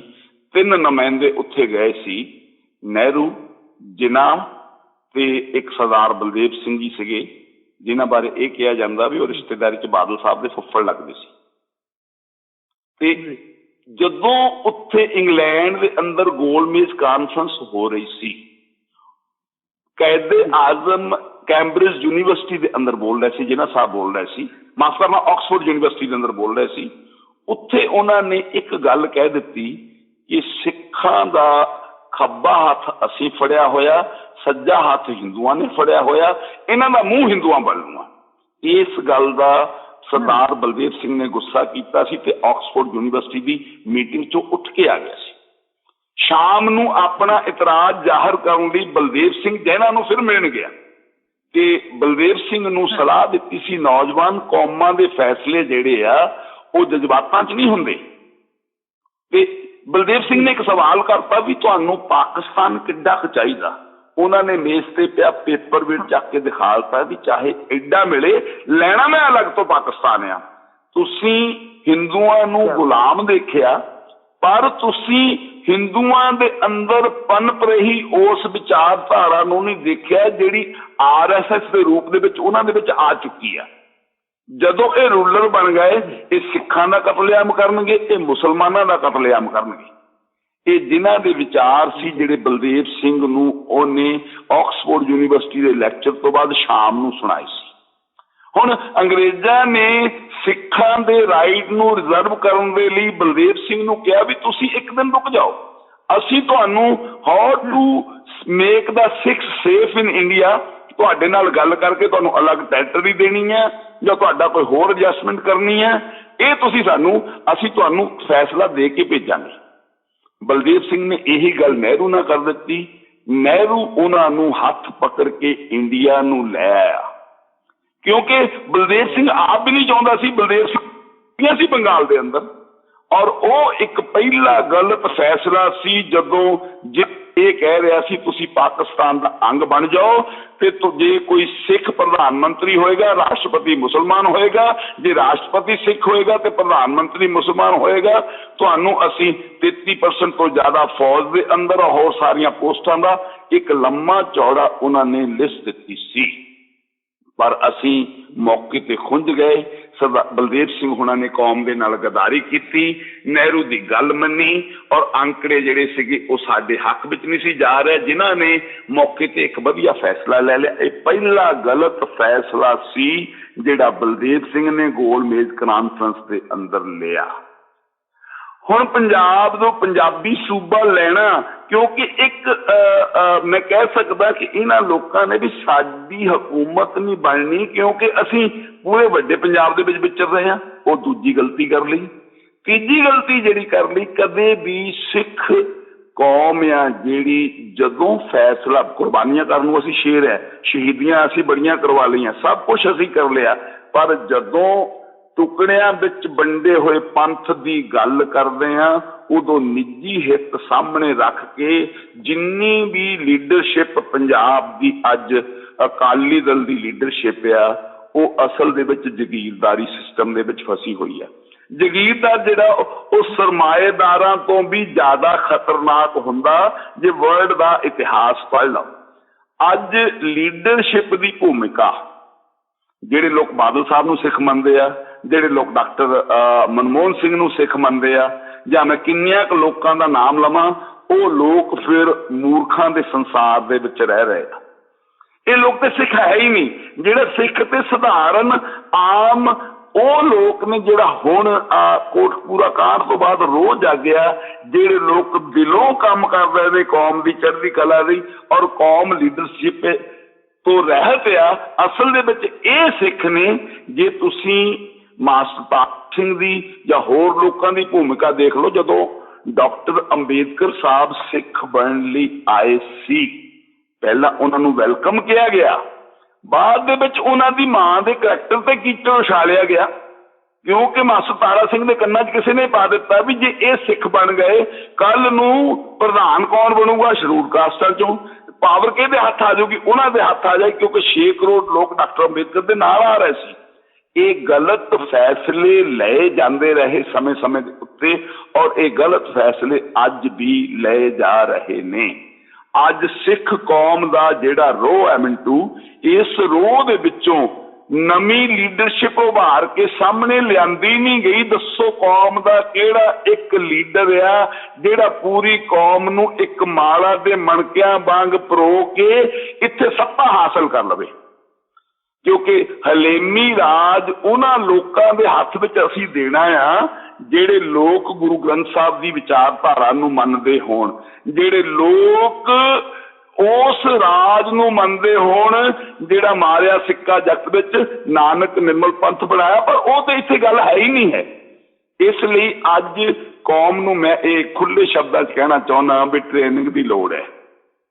ਲੀਡਰਸ਼ਿਪ, ਐਜੂਕੇਸ਼ਨ, ਪੜ੍ਹੋ ਜੁੜੋ ਸੰਘਰਸ਼ ਕਰੋ, ਇਹ ਸਾਰਾ ਜਿਹੜਾ ਕੰਮ ਆ ਸਾਨੂੰ ਦੁਬਾਰਾ ਤੋਂ ਮੈਨੂੰ ਲੱਗਦਾ ABC ਪੜ੍ਹਨੀ ਪੈਣੀ ਹੈ। ਜਦੋਂ ਤੁਸੀਂ ਸਿੱਖ ਕੌਮ ਦੀ ਹਿਸਟਰੀ ਪੜ੍ਹਦੇ ਆ, ਸ਼ਹੀਦੀਆਂ ਵਾਲੇ ਯੋਧੇ ਜਿਹੜੇ ਵਿਚਾਰੇ ਆਪਣੀਆਂ ਸ਼ਹੀਦੀਆਂ ਕਰਵਾ ਗਏ, ਪਰ ਰਾਜ ਜਿਨ੍ਹਾਂ ਦੇ ਹੱਥ ਵਿੱਚ ਆ ਗਿਆ, ਅੱਜ ਦੀ ਡੇਟ ਦੇ ਵਿੱਚ ਸਿੱਖ ਕੌਮ ਆ ਜਿਹੜੀ ਉਹ ਲੀਡਰਲੈਸ ਕੌਮ ਆ, ਇਹਦੇ ਕੋਲ ਕੋਈ ਲੀਡਰ ਹੈ ਨਹੀਂ ਹੈ। ਅੱਜ ਵੀ ਅਸੀਂ ਘੁੰਮਣ ਘੇਰੀ ਦੇ ਵਿੱਚ ਫਸੇ ਹੋਏ ਆ। ਜਿਹੜਾ ਸਿੱਖ ਸੰਘਰਸ਼ ਧੰਨ ਧੰਨ ਗੁਰੂ ਗ੍ਰੰਥ ਸਾਹਿਬ ਦੀ ਬੇਅਦਬੀ ਤੋਂ ਬਾਅਦ ਚੱਲਿਆ ਸੀ, ਰੋਹ ਜਾਗਿਆ ਸੀ, ਉਸ ਰੋਹ ਨੂੰ ਵੀ ਠੰਡਾ ਪਾਉਣ ਦੀ ਕੋਸ਼ਿਸ਼ ਕੀਤੀ ਜਾ ਰਹੀ ਹੈ। ਮੈਂ ਇਹ ਸਮਝਦਾ ਕਿ ਕੌਮ ਲੀਡਰਲੈਸ ਆ। ਕੌਮ ਦੇ ਲੀਡਰਾਂ ਨੇ 47 ਤੋਂ ਲੈ ਕੇ ਗੋਲਮੇਜ ਕਾਨਫਰੰਸ ਤੋਂ ਬਾਅਦ ਕੋਈ ਠੀਕ ਫੈਸਲੇ ਨਹੀਂ ਲਏ। ਕੌਮ ਨੂੰ ਗੁੰਮਰਾਹ ਕੀਤਾ ਜਾ ਰਿਹਾ, ਕੌਮ ਨੂੰ ਸਿਧਾਂਤਾਂ ਤੋਂ ਹਟਾਇਆ ਜਾ ਰਿਹਾ, ਗੁਰੂ ਨਾਨਕ ਦੀ ਫਿਲਾਸਫੀ ਤੋਂ ਹਟਾਇਆ ਜਾ ਰਿਹਾ। ਇਸ ਲਈ ਜਿਹੜਾ ਤੁਹਾਡਾ ਸਵਾਲ ਸੀ, ਅੱਜ ਲੀਡਰਸ਼ਿਪ ਆਧਾਰਹੀਣ ਲੀਡਰਸ਼ਿਪ ਆ। ਕੌਮ ਦੇ ਅੰਦਰ ਇਹਨਾਂ ਲੋਕਾਂ ਨੇ ਇਹ ਟੈਸਟ ਕਰਕੇ ਦੇਖ ਲਿਆ, ਕੌਮ ਅੱਜ ਵੀ ਜਾਗਦੀ ਹੈ। ਕੌਮ ਨੇ ਸਾਬਤ ਕਰ ਦਿੱਤਾ, ਪਰ ਕੌਮ ਨੂੰ ਇੱਕ ਚੜ੍ਹਦੀ ਕਲਾ ਵਾਲਾ ਲੀਡਰ ਦੀ ਲੋੜ ਆ, ਜਿਹੜਾ ਸਮੁੱਚੀ ਕੌਮ ਨੂੰ ਇੱਕ ਮਾਲਾ ਦੇ ਮਣਕਿਆਂ ਦੇ ਵਿੱਚ ਪਰੋ ਸਕੇ। ਜੀ ਮਿੰਟੂ। ਬਿਲਕੁਲ ਜੀ, ਬਿਲਕੁਲ। ਜੇ ਸ਼ਕਤੀ ਇਕੱਠੀ ਹੋਏਗੀ, ਸੰਗਠਿਤ ਹੋਏਗੀ, ਤੇ ਤਾਂ ਹੀ ਉਹ ਕੋਈ ਮੰਜ਼ਿਲ ਸਰ ਕਰ ਸਕਦੀ ਹੈ। ਜੇ ਖਿੰਡੀ ਹੋਈ ਸ਼ਕਤੀ ਹੈ ਤਾਂ ਫਿਰ ਉਹ ਮਿੱਟੀ ਦੇ ਬਰਾਬਰ ਹੈ। ਖਾਲਸਾ ਜੀ, ਇਸ ਘਟਨਾ ਨੂੰ ਤਵਾਰੀਖ ਦੇ ਵਿੱਚ ਕਿਸ ਤਰ੍ਹਾਂ ਲਿਆ ਜਾਵੇਗਾ? ਉਸ ਤੋਂ ਪਹਿਲਾਂ ਆਪਣੇ ਨਾਲ ਇੱਕ ਕਾਲਰ ਲੈ ਲਈਏ ਆਪਾਂ। ਜੀ ਜੀ ਖਾਲਸਾ ਜੀ, ਆਪਣਾ ਲਾਸਟ ਕੁਐਸਚਨ, 2-3 ਮਿੰਟ ਨੇ ਆਪਣੇ ਕੋਲ। ਇਹ ਮੈਨੂੰ ਜ਼ਰੂਰ ਸਾਫ਼ ਕਰਿਓ ਕਿ ਇਤਿਹਾਸ ਦੇ ਵਿੱਚ ਇਹ ਜਿਹੜੀ 1984 ਦੀ ਨਸਲ ਕੁਸ਼ੀ ਹੈ, ਤਵਾਰੀਖ ਦੇ ਵਿੱਚ ਜਦੋਂ ਕਿਤੇ ਨਿਰਪੱਖ ਤਵਾਰੀਖ ਲਿਖੀ ਜਾਏਗੀ ਤੇ ਕਿਸ ਤਰ੍ਹਾਂ ਇਹਨੂੰ ਦੇਖਿਆ ਜਾਏਗਾ? ਔਰ ਦੂਸਰਾ ਕਿ ਇਹ ਜਿਹੜਾ ਘਟਨਾਕ੍ਰਮ ਸੀ ਸਾਰਾ, ਕਿਵੇਂ ਇਹਦੇ ਤੋਂ ਸਬਕ ਕੀ ਲੈ ਜਾ ਸਕਦੇ ਆ? 2-3 ਚੀਜ਼ਾਂ ਜ਼ਰੂਰ ਸਾਫ਼ ਕਰਿਓ ਕੁਝ ਮਿੰਟਾਂ 'ਚ। ਦੇਖੋ ਮਿੰਟੂ, ਜਦੋਂ ਇਹਦੀ ਤਵਾਰੀਖ ਲਿਖੀ ਜਾਣੀ ਹੈ, ਮੈਂ ਵਿੱਚ ਜੇ ਇਕੱਲਾ ਕੀਤੀ ਸੀ ਗੱਲ ਕਿ 30 ਤੋਂ 65,000 ਸਿੱਖਾਂ ਦਾ ਕਤਲ ਭਾਰਤ ਦੇ ਮੱਥੇ ਦੇ ਉੱਤੇ ਇੱਕ ਕਲੰਕ ਆ। ਇਹ ਉਹ ਕੌਮ ਆ ਜਿਨ੍ਹਾਂ ਨੇ ਇਹਨਾਂ ਨੂੰ ਆਜ਼ਾਦੀ ਲੈ ਕੇ ਦੇਣ ਦੇ ਲਈ 86% ਕੁਰਬਾਨੀਆਂ ਕੀਤੀਆਂ। ਤੇ ਕਿਉਂਕਿ ਸਿੱਖ ਕੌਮ ਇੱਕ ਮਾਰਸ਼ਲ ਕੌਮ ਆ। ਪਹਿਲੀ ਗੱਲ, ਮਾਰਸ਼ਲ ਕੌਮ ਜਿਹੜੀ ਆ, ਇਹਨੂੰ ਦਬਾ ਕੇ ਰੱਖਣਾ RSS ਦਾ ਮੁੱਢਲਾ, ਕਿਉਂਕਿ ਦੇਖੋ ਮੁਸਲਮਾਨਾਂ ਦੀ ਗਿਣਤੀ ਕਿੰਨੀ ਜ਼ਿਆਦਾ, ਅੱਜ ਸਿੱਖਾਂ ਨਾਲੋਂ ਭਾਰਤ ਦੇ ਅੰਦਰ ਈਸਾਈਆਂ ਦੀ ਗਿਣਤੀ ਵੱਧ ਗਈ ਆ, ਪਰ ਉਹਨਾਂ ਤੋਂ ਇੰਨਾ ਖਤਰਾ ਨਹੀਂ। ਇਹਨਾਂ ਨੂੰ ਖਤਰਾ ਆ ਗੁਰੂ ਨਾਨਕ ਦੇ ਸਿਧਾਂਤ ਦੇ ਉੱਤੋਂ। ਹੁਣ ਜਿਹੜੀ ਸਵਾਲ ਤੁਸੀਂ ਕੀਤਾ, ਜਦੋਂ ਵੀ ਦੁਨੀਆ ਦਾ ਇਤਿਹਾਸ, ਭਾਰਤ ਦਾ ਇਤਿਹਾਸ ਲਿਖਿਆ ਜਾਣਾ, ਇਹ ਕਾਲੇ ਅੱਖਰਾਂ ਦੇ ਵਿੱਚ ਲਿਖਿਆ ਜਾਣਾ। ਦੂਜਾ ਸਵਾਲ ਕੀ ਮਿੰਟੂ ਤੁਹਾਡਾ? ਪਹਿਲਾ ਸਵਾਲ ਤੇ ਹੋ ਗਿਆ ਵੀ ਤਵਾਰੀਖ ਜਦੋਂ ਵੀ ਲਿਖੀ ਜਾਣੀ ਆ, ਇਹ ਇੱਕ ਕਲੰਕ ਹੈ ਭਾਰਤ ਦੇ ਮੱਥੇ ਉੱਤੇ 65,000 ਸਿੱਖਾਂ ਦੇ ਕਤਲ ਦਾ। ਜੀ ਹਾਂਜੀ, ਸਬਕ ਕੀ ਲੈ ਜਾ ਸਕਦੇ ਆ ਇਸ ਘਟਨਾ ਤੋਂ? ਸਬਕ ਕੀ ਇਸ? ਦੇਖੋ, ਇਹਦੇ ਤੋਂ ਜਿਹੜਾ ਸਬਕ ਲੈਣ ਵਾਲੀ ਗੱਲ ਆ, ਇਹ ਸਵਾਲ ਤੁਹਾਡਾ ਬਹੁਤ ਹੀ ਜ਼ਿਆਦਾ ਇੰਪੋਰਟੈਂਟ ਆ। ਖਾਲਸਾ ਜੀ, ਤੁਹਾਡੇ ਚਰਨਾਂ 'ਚ ਬੇਨਤੀ ਆ, ਇਹਦਾ ਇੱਕੋ ਹੀ ਇੱਕ ਹੱਲ ਆ ਕਿ ਤੁਸੀਂ ਯੂਨਾਈਟ ਹੋ ਜਾਓ। ਅੱਜ ਆਰਥਿਕ ਤੌਰ ਤੇ, ਸਮਾਜਿਕ ਤੌਰ ਤੇ, ਧਾਰਮਿਕ ਤੌਰ ਤੇ, ਵਰਲਡ ਲੈਵਲ ਤੇ ਇਕੱਠੇ ਹੋ ਕੇ ਤੁਸੀਂ ਇੱਕ ਆਵਾਜ਼ ਬਣ ਜਾਓ। ਯਹੂਦੀ ਕੌਮ ਤੁਹਾਡੇ ਸਾਹਮਣੇ ਐਗਜ਼ਾਮਪਲ ਆ। ਅੱਜ ਉਹ ਅਨਕਰਾਊਂਡ ਰਾਜੇ ਨੇ ਵਰਲਡ ਦੇ, ਤੁਸੀਂ ਉਹਨਾਂ ਤੋਂ ਜ਼ਿਆਦਾ ਤਾਕਤਵਰ ਹੋ। ਗੁਰੂ ਨਾਨਕ ਦੇ ਸਿਧਾਂਤ ਦੇ ਨਾਲ ਜੁੜ ਕੇ ਆਪਣੇ ਅੰਦਰ ਬੈਠੀ ਤਾਕਤ ਨੂੰ ਜਗਾਓ। ਸਬਕ ਇਹ ਲਓ ਕਿ ਆਉਣ ਵਾਲੇ ਸਮੇਂ ਦੇ ਵਿੱਚ ਕੋਈ ਵੀ ਦੋਖੀ ਤਾਕਤ ਇਹੋ ਜਿਹਾ ਕਾਂਡ ਨਾ ਕਰ ਸਕੇ। ਅਸੀਂ ਇੰਨੇ ਤਾਕਤਵਰ ਹੋਈਏ, ਅਸੀਂ ਇੰਨੇ ਉੱਚੇ ਜਾ ਕੇ ਬੈਠੇ ਹੋਈਏ, ਅਸੀਂ ਆਪਣੀ ਕੌਮ ਨੂੰ ਇੰਨਾ ਪੜ੍ਹਾ ਲਈਏ, ਬਿਊਰੋਕ੍ਰੇਸੀ ਸਭ ਕੁਛ ਜਿਹੜੀ ਆ ਉਹ ਸਾਡੇ ਕੰਟਰੋਲ ਦੇ ਅੰਦਰ ਹੋਵੇ। ਅਸੀਂ ਪੰਜਾਬ ਦੇ ਖਿੱਤੇ ਦੇ ਨਹੀਂ, ਨਾਰਥ ਇੰਡੀਆ ਦੇ ਖਿੱਤੇ ਦੇ ਉੱਤੇ ਵਿਨਰ ਹੋਈਏ। ਜਦੋਂ ਮਹਾਰਾਜਾ ਰਣਜੀਤ ਸਿੰਘ ਨੇ ਰਾਜ ਕਾਇਮ ਕੀਤਾ ਸੀ, ਉਦੋਂ ਪੰਜਾਬ ਦੇ ਅੰਦਰ ਸਿੱਖਾਂ ਦੀ ਗਿਣਤੀ 8% ਸੀ। ਅੱਜ ਤੁਸੀਂ 56% ਹੋ। ਜੇ ਤੁਸੀਂ ਆਪਣੀ ਰਾਜਨੀਤਿਕ ਸ਼ਕਤੀ ਨੂੰ ਇਕੱਠਾ ਕਰ ਲਵੋ, ਆਰਥਿਕ ਸ਼ਕਤੀ ਨੂੰ ਜਾਇਆ ਨਾ ਕਰੋ। ਤੁਹਾਡੀ ਆਰਥਿਕ ਤਾਕਤ ਸ਼ਰਾਬ ਦੇ ਅੰਦਰ, ਵਿਆਹਾਂ ਦੇ ਅੰਦਰ, ਕੋਠੀਆਂ ਬਣਾਉਣ ਦੇ ਅੰਦਰ, ਕਾਰਾਂ ਖਰੀਦਣ ਦੇ ਅੰਦਰ ਜਾ ਰਹੀ ਹੈ। ਇਮਾਨਦਾਰੀ ਨਾਲ ਰਸਵੰਦ ਕੱਢ ਕੇ ਕੌਮ ਦੇ ਬੱਚਿਆਂ ਨੂੰ ਪੜ੍ਹਾਵੋ ਤਾਂ ਤੁਹਾਡਾ ਬਚਾਅ ਹੋ ਸਕਦਾ। ਅਦਰਵਾਈਜ਼ ਆਉਣ ਵਾਲਾ ਸਮਾਂ ਜਿਹੜੀ RSS ਤਿਆਰੀਆਂ ਕਰ ਰਹੀ ਹੈ, ਉਹ ਹੋਰ ਜ਼ਿਆਦਾ ਖਤਰਨਾਕ ਹੈ। ਜਿਨ੍ਹਾਂ ਲੋਕਾਂ ਨੇ ਬਾਰਡਰ ਤੇ ਲੜਨਾ ਨਹੀਂ, ਜਿਨ੍ਹਾਂ ਲੋਕਾਂ ਦੀ ਡਿਊਟੀ ਕਿਤੇ ਹੋਰ ਨਹੀਂ, ਉਹ ਰੋਜ਼ ਹਥਿਆਰ ਇਕੱਠੇ ਕਰ ਰਹੇ ਨੇ, ਰੋਜ਼ ਇਸ ਗੱਲ ਦਾ ਪ੍ਰਬੰਧ ਕਰ ਰਹੇ ਨੇ ਸਾਨੂੰ ਮੌਕਾ ਲੱਗੇ ਤੇ ਇਹਨਾਂ ਨੂੰ ਹੋਰ ਸ਼ਕਤੀਹੀਣ ਹੋਇਆ ਲੋਕਾਂ ਨੂੰ ਹੋਰ ਕਤਲੋਗਾਦ ਕੀਤੀ ਜਾਵੇ। ਸਬਕ ਇਹੀ ਲੈਣਾ ਚਾਹੀਦਾ ਕਿ ਸਾਡੀ ਇੱਕ ਪੀੜ੍ਹੀ 84 ਦੇ ਅੰਦਰ, ਇੱਕ ਪੀੜ੍ਹੀ ਆਪਰੇਸ਼ਨ ਬੁੱਢ ਰੋਜ਼ ਦੇ ਅੰਦਰ, ਇੱਕ ਪੀੜ੍ਹੀ ਸਾਡੀ ਨਸ਼ਿਆਂ 'ਚ ਬਰਬਾਦ ਕਰ ਦਿੱਤੀ। ਜਿਹੜੀ ਹੁਣ ਨੌਜਵਾਨ ਹੋ ਰਹੀ ਸਿੱਖ ਸ਼ਕਤੀ ਆ, ਉਹਨੂੰ ਬਚਾਉਣਾ ਕਿਵੇਂ ਆ, ਉਹਨੂੰ ਸਹੀ ਪਾਸੇ ਨੂੰ ਲਾਉਣਾ ਕਿਵੇਂ ਆ। ਸਬਕ ਸਾਡੇ ਲਈ ਇਹੀ ਬਣਦਾ ਕਿ ਕੌਮ ਨੂੰ ਪਿਛਲੇ ਸਾਡੇ ਉੱਤੇ ਹੋਏ ਅਤਿਆਚਾਰਾਂ ਤੋਂ ਸੇਧ ਲੈ ਕੇ ਨਵੇਂ ਢੰਗ ਦੇ ਨਾਲ ਕਿਵੇਂ ਸੰਗਠਿਤ ਕਰਨਾ। ਮਿੰਟੂ, ਮੈਂ ਇਹ ਸਮਝਦਾ ਇਹੀ ਇੱਕ ਸਾਡੇ ਕੋਲ ਸਬਕ ਆ ਤੇ ਕੌਮ ਦੀ ਚੜ੍ਹਦੀ ਕਲਾ ਲਈ ਸਾਨੂੰ ਸਾਰਿਆਂ ਨੂੰ ਅਰਦਾਸ ਕਰਨੀ ਚਾਹੀਦੀ ਹੈ ਤੇ ਚੜ੍ਹਦੀ ਕਲਾ ਲਈ ਸਾਨੂੰ ਕੰਮ ਵੀ ਕਰਨਾ ਚਾਹੀਦਾ। ਸਿਰਫ ਨਾਅਰੇ ਦੇਣ ਦੇ ਨਾਲ, ਲਾਰੇ ਦੇਣ ਦੇ ਨਾਲ ਗੱਲ ਨਹੀਂ ਜੇ ਬਣਨੀ। ਸੰਗਠਿਤ ਤੌਰ ਤੇ ਧੰਨ ਧੰਨ ਗੁਰੂ ਗ੍ਰੰਥ ਸਾਹਿਬ ਦੀ ਰਹਿਨੁਮਾਈ ਦੇ ਥੱਲੇ ਕੌਮ ਨੂੰ ਇਕਮੁੱਠ ਹੋ ਕੇ ਵਰਲਡ ਲੈਵਲ ਤੇ ਕੰਮ ਕਰਨਾ ਪਏਗਾ। ਅਮਰੀਕਾ ਤੇ ਕੈਨੇਡਾ ਦੇ ਸਿੱਖਾਂ ਨੂੰ ਜਾਗਣਾ ਪਏਗਾ। ਆ ਜਿਹੜੇ ਪੰਜਾਬ ਦੇ ਅੰਦਰ ਨਸ਼ਿਆਂ ਦਾ ਦਰਿਆ ਚੱਲਦਾ, ਇਹਨੂੰ ਠੱਲ ਪਾਉਣੀ ਪਏਗੀ। ਗੁਰੂ ਗ੍ਰੰਥ ਸਾਹਿਬ ਦੀ ਵਿਚਾਰਧਾਰਾ ਨੂੰ ਘਰ ਘਰ ਪਹੁੰਚਾਉਣਾ ਪਏਗਾ, ਤਾਂ ਜਾ ਕੇ ਸਾਡਾ ਗੁਜ਼ਾਰਾ ਹੋਣਾ। ਅਦਰਵਾਈਜ਼ ਕੋਈ ਬਚਾਅ ਦਾ ਰਸਤਾ ਨਹੀਂ ਹੈ। ਜੇ ਅਸੀਂ ਇਵੇਂ ਸਾਡੀ ਸ਼ਕਤੀ ਖਿਲਰੀ ਪੁਲਰੀ ਰਹੀ ਤੇ ਇਹ ਲੋਕ ਸਾਡੇ ਤੇ ਹੋਰ ਹੈਵੀ ਹੋ ਜਾਣਗੇ। ਜੀ ਮਿੰਟੂ। ਜੀ ਜੀ ਖਾਲਸਾ ਜੀ, ਸਮਾਂ ਸਮਾਪਤ ਹੋ ਗਿਆ। ਬਹੁਤ ਕੀਮਤੀ ਜਾਣਕਾਰੀ ਦਿੱਤੀ, ਤੁਹਾਡਾ ਕੋਟਨ ਕੋਟ ਧੰਨਵਾਦ ਜੀ। ਬਹੁਤ ਬਹੁਤ ਧੰਨਵਾਦ ਜੀ ਸਮੂਹ ਸਰੋਤਿਆਂ ਦਾ, ਵੀਰ ਜਸਵੀਰ ਸਿੰਘ ਦਾ, ਵੀਰ ਸੁਖਵਿੰਦਰ ਸਿੰਘ ਜੀ ਦਾ। ਤੇ ਮਿੰਟੂ, ਤੁਸੀਂ ਮੇਰੇ ਵਰਗੇ ਬੰਦੇ ਨੂੰ ਇਸ ਰੇਡੀਓ ਤੇ ਬੁਲਾ ਕੇ ਮੌਕਾ ਦਿੱਤਾ, ਆਪ ਜੀ ਦਾ ਵੀ ਬਹੁਤ ਬਹੁਤ ਧੰਨਵਾਦ ਜੀ। ਵਾਹਿਗੁਰੂ ਜੀ ਕਾ ਖਾਲਸਾ, ਵਾਹਿਗੁਰੂ ਜੀ ਕੀ ਫਤਿਹ। ਵਾਹਿਗੁਰੂ ਜੀ ਕੀ ਫਤਿਹ।